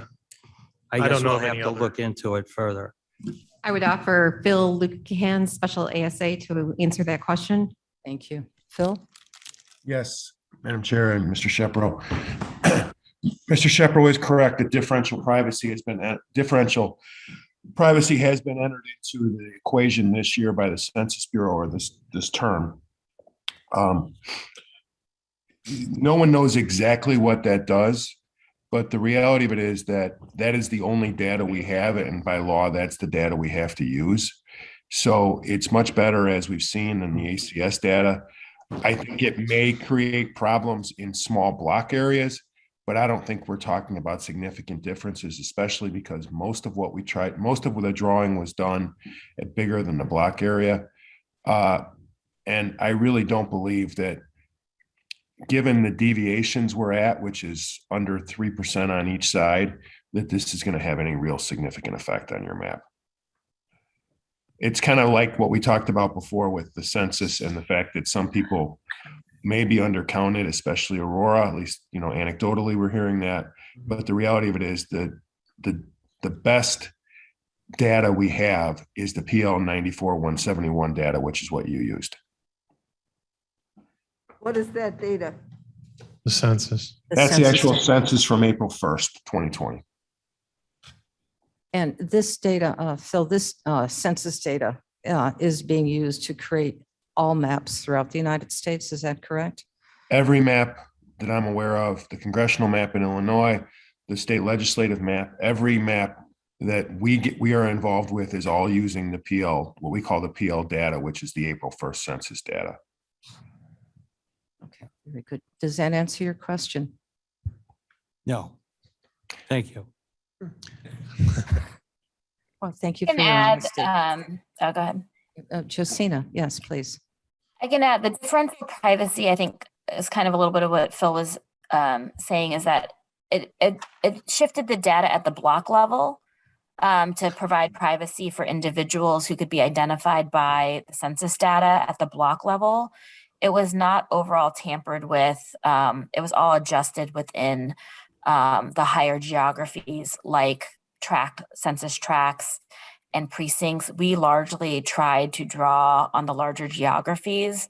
So the block level data that was impacted by the privacy differential is not the level of geography that we predominantly used. And again, like Phil said, regardless, it is what we're required to use. And it is the best data that we have. But to try to address a little bit of Mr. Shepherd's concern, the adjustments were largely at the block level.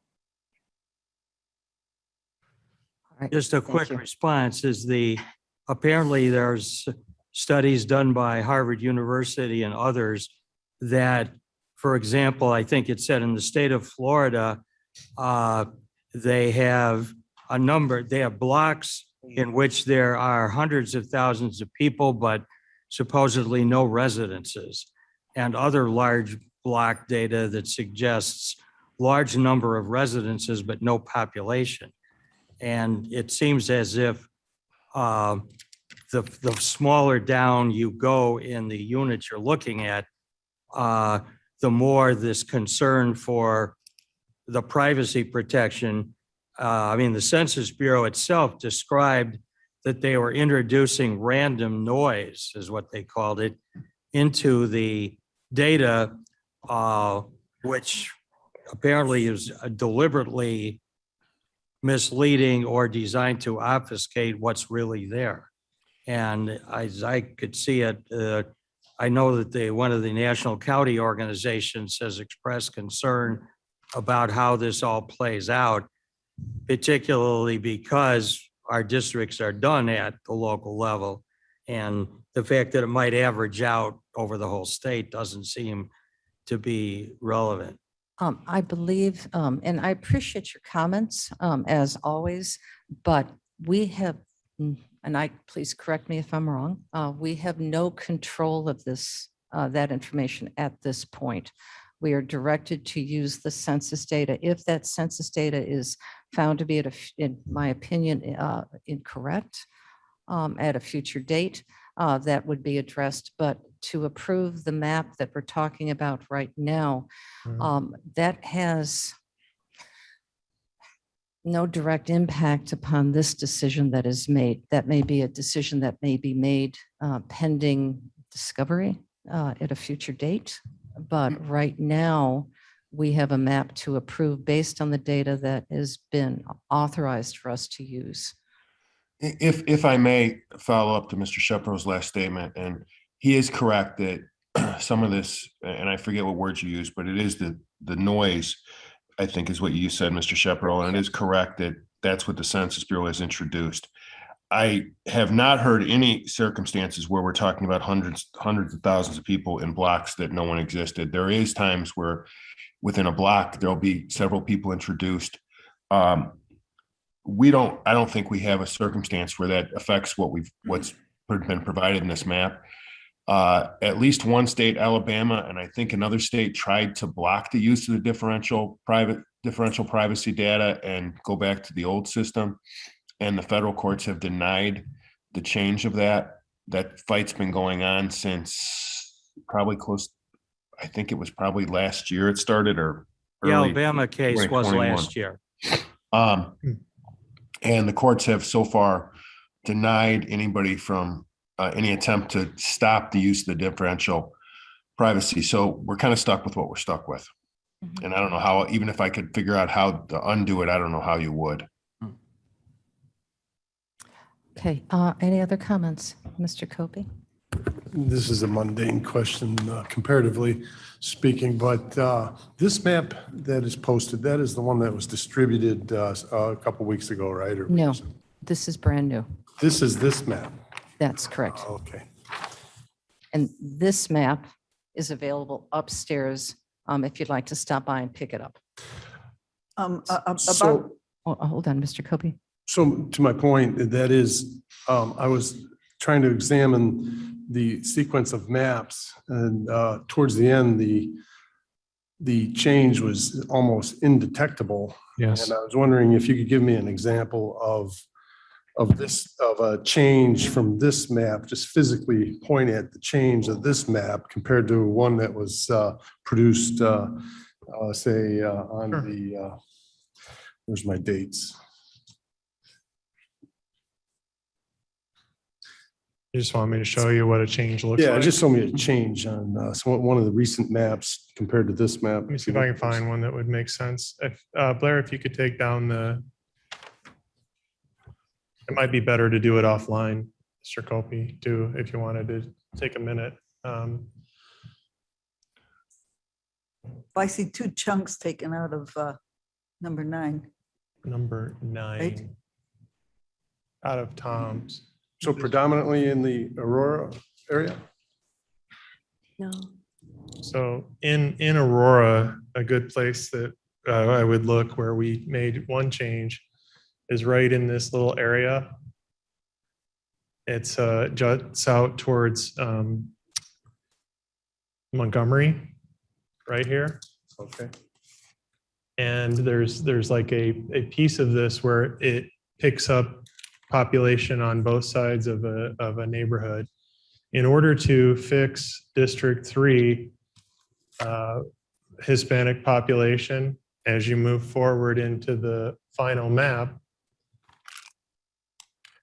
it's very fine. You probably can't even tell in here, but we actually took a block off of the corner of that just to reduce a fraction of a percentage point in population. And that was because we were off in Hispanic population by, a point. So we were trying to pick up small areas. So it's almost indistinguishable. You're correct. It's almost indistinguishable to see, but it's these small areas that we're looking at and say there's non-Hispanic population that we can remove from the district, and it increases the Hispanic percentage. Does that make sense? Yes, it does. So it's like a block of 50 people or 100 or something, and it's predominantly non-Hispanic. If we remove that 100 people, each percentage point in a district is roughly 215 voters, right? Each percentage point in a 13,000 population Hispanic district is 130 voters or 130 people, right? Right. At a 13,000. So to change the deviation by a half a point, I need about 65 people to move. But at the same time, I can't have those people move without calculating the other people in the demographic spectrum. So you have to add up all the numbers and move them. So it's very minute, and I'd like to parlay this question. Now, if you look up the definition of what is Hispanic, and there's a lot of emphasis on the Hispanic community, and but it's very, very broad. What determines who identifies as Hispanic and who doesn't. But then you come to the Black communities, and we have very few concentrated Black communities in Kane County that could, and there, the definition of a Black man versus a Hispanic man is entirely different. And I just want to make sure that Mr. Ford is getting his fair shake on this. Is he satisfied? Do we have any population indication of where the African-American community is? Just off the top of my head and looking at it, I think countywide, we had is either just at or around 40,000 African-American countywide. And in Aurora, which is, I believe, District 6, we created a district that had about 14% African-American. That without, a district that sprawls all over the county into the major, cities, you cannot get 21,000 African-Americans in a contiguous compact or block area. We could not make that 60 work. or 63% of. Or 63% even, yeah. 14% was, I think, the high end of what we were able to do. Is that all right, Mr. Cope? There's just the population's not there. The question, okay, so regardless, if the population is not there, my question is Mr. Ford satisfied? Is he satisfied with it? Well, I asked, we've asked. I just haven't seen the last Okay. printout of the makeup. Oh, yes. Okay. The data. Thank you. We'll be able to provide that. I think there was a question over here. Yes, Mr. When I Shepherd. was going to comment, my recollection is that while we know that precincts are not a legal entity, it seems to me when we ran the numbers, there was not a single precinct that had even 50% African-American population. I don't recall the exact numbers, but something like that. You probably know it better. than I do. Yes, I have, and maybe I'll just reserve it for the end. I've Yeah. got some overall comments on the map that. All right, fine. save for Yes. the end of the meeting. I have a question for our special state's attorney. With regard to Mr. Shepro's concern about the differential privacy, what percentage would that possibly change? If noise should be, I think of noise as like 1%, 0.5%, 2%. Do we know how much difference that could make? I don't even know. Phil? I don't think they've set that, but I think you're in the correct area. I think it's less than 1%. Yeah. So Mr. Shepro, would that, yeah, I address Mr. Shepro, should I address you? So is that better? Is that okay? No, Is that a big deal?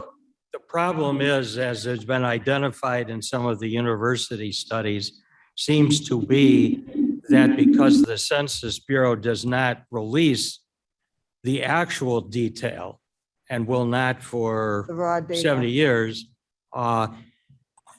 the Census Bureau asserts that, don't worry, it's not a distortion, but there's no way to verify that. What I have discovered in these articles and the surveys is that this concept would appear to have a disproportionate impact negative impact on minority districts and minority representation. And I'll be happy to send everybody to a link to the research that I've seen. And right now we don't know. There was a lawsuit filed, but my belief is that lawsuit was dismissed primarily because they said it's too soon.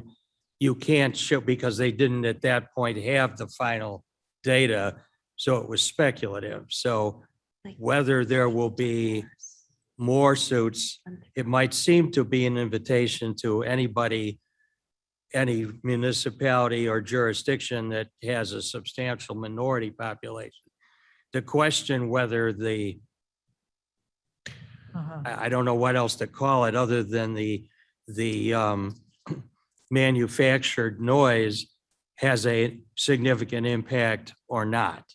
I don't know that we know enough about it, as I think has been agreed.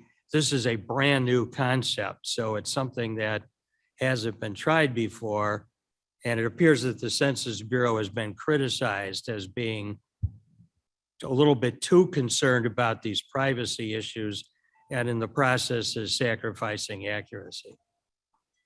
But obviously, the smaller it is, the less impact it is. And you still have an election to prepare for and districts to be drawn, voter cards to get out. So Yes, Mr. Ford. Madam Chair, thank you. I just want to make a note that, and I understand we got to use the Census Bureau as is. Mike, please. I just want to make a note of, and I do understand that we got to use the Census Bureau as is, but just to give an idea that there's a strong possibility that these numbers are way off. The number out of Aurora is a loss of 18,000, I believe, close to it. You have a reduction of 9% of your population. so It's That- across 4 counties too, though. It's across yes, 4 counties? 4 counties. All right. It's not So just us. just on that understanding that if you average that number by 5.5 per household, you come out to a little bit over 3,200 households lost. You can't imagine what that would look like. That's a whole series of houses just empty in blocks. Ghost town. It goes ghost town, you know. So it has to be a clear understanding that there's a strong possibility that these numbers are not accurate. And there's nothing we can do about it. At this point, there's nothing we can do about it at all. It has been recognized, and obviously we've seen how your maps have changed, particularly in the Aurora area, and the impact that has had with some of the other county district maps because of that. We cannot speculate on what the numbers could have been. We only can use the numbers that are provided to us. Yes. Just, Yes, sir. Ron, for what it's worth, none of my 3 children returned after college. So my household of 5 is a household of 2. And I And I can understand just that. tell you friend after friend after friend that we have, the children haven't returned. And that's, I mean, the houses didn't disappear. Yep. The families within the houses shrank. So That's still a lot of. That's very true. Daughter didn't return either from college, so. All right. People also gave birth to 3 children. Yes, and my daughter's one of those. And they're all residents here. Any other questions? Of course. I would commend our staff for all the work they've done on this. I have to say at this point that I am deeply disappointed in this map. We have tried for weeks to introduce significant changes to a few districts that we feel have been unfairly and arbitrarily drawn in such a way as to be extremely punitive to the current board members. As far as I could tell, those have been submitted multiple times and for change, and we've never gotten a response why that couldn't be done. In the meantime, of course, when we finally got a map to look at, we had about 48 hours in which to propose changes. I'm very discouraged by that. I'm discouraged by the fact that the task force has never been asked to, as a group, to approve, disapprove, or offer input to any of these maps. And also had no input into the selection of the people that were hired to do that work. And now, after weeks and weeks of dealing with apparently Aurora, and I commend Aurora for having come up with a solution, but that was not something that was part of a general discussion with the board. And so a lot of us don't really know what happened there other than the final process. So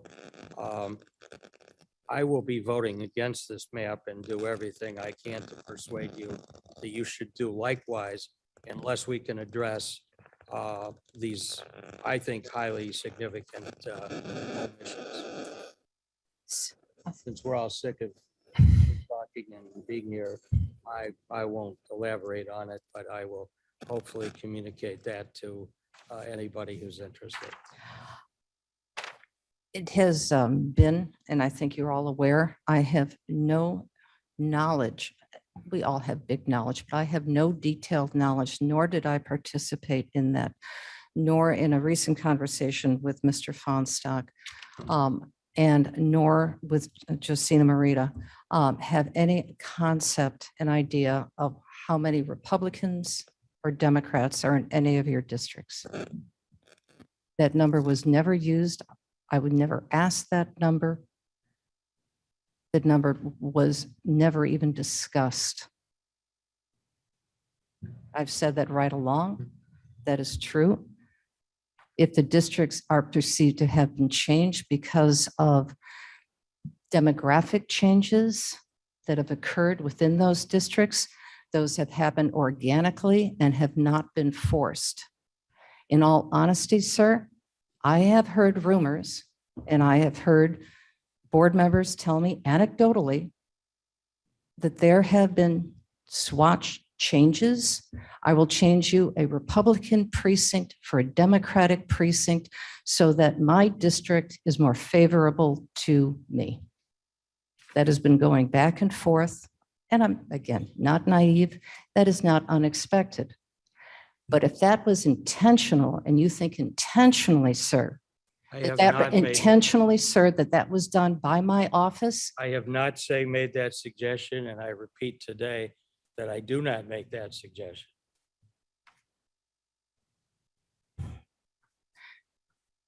I agree with Mr. Shepherd. I'll vote no, but I want you all to know the sun is out. There's a day outside waiting for you to go to that other life you had before you And came in here. it's 2 o'clock. Thank you. So if, here's the process, and I will wait with great enthusiasm to hear Mr. Kenyon's next comments, but if we may just pause it quickly. The board will be brought this map on November 30th. You can either choose to accept it or not.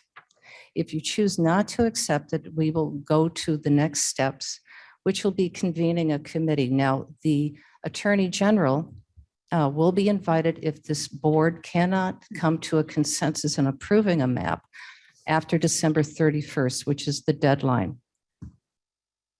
We'll invite the Attorney General. There'll be representatives from the Republican Party. There'll be a representative from the Democratic Party.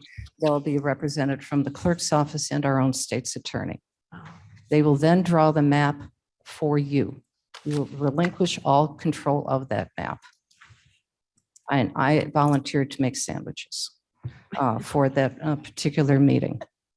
So that'll be the next steps with that.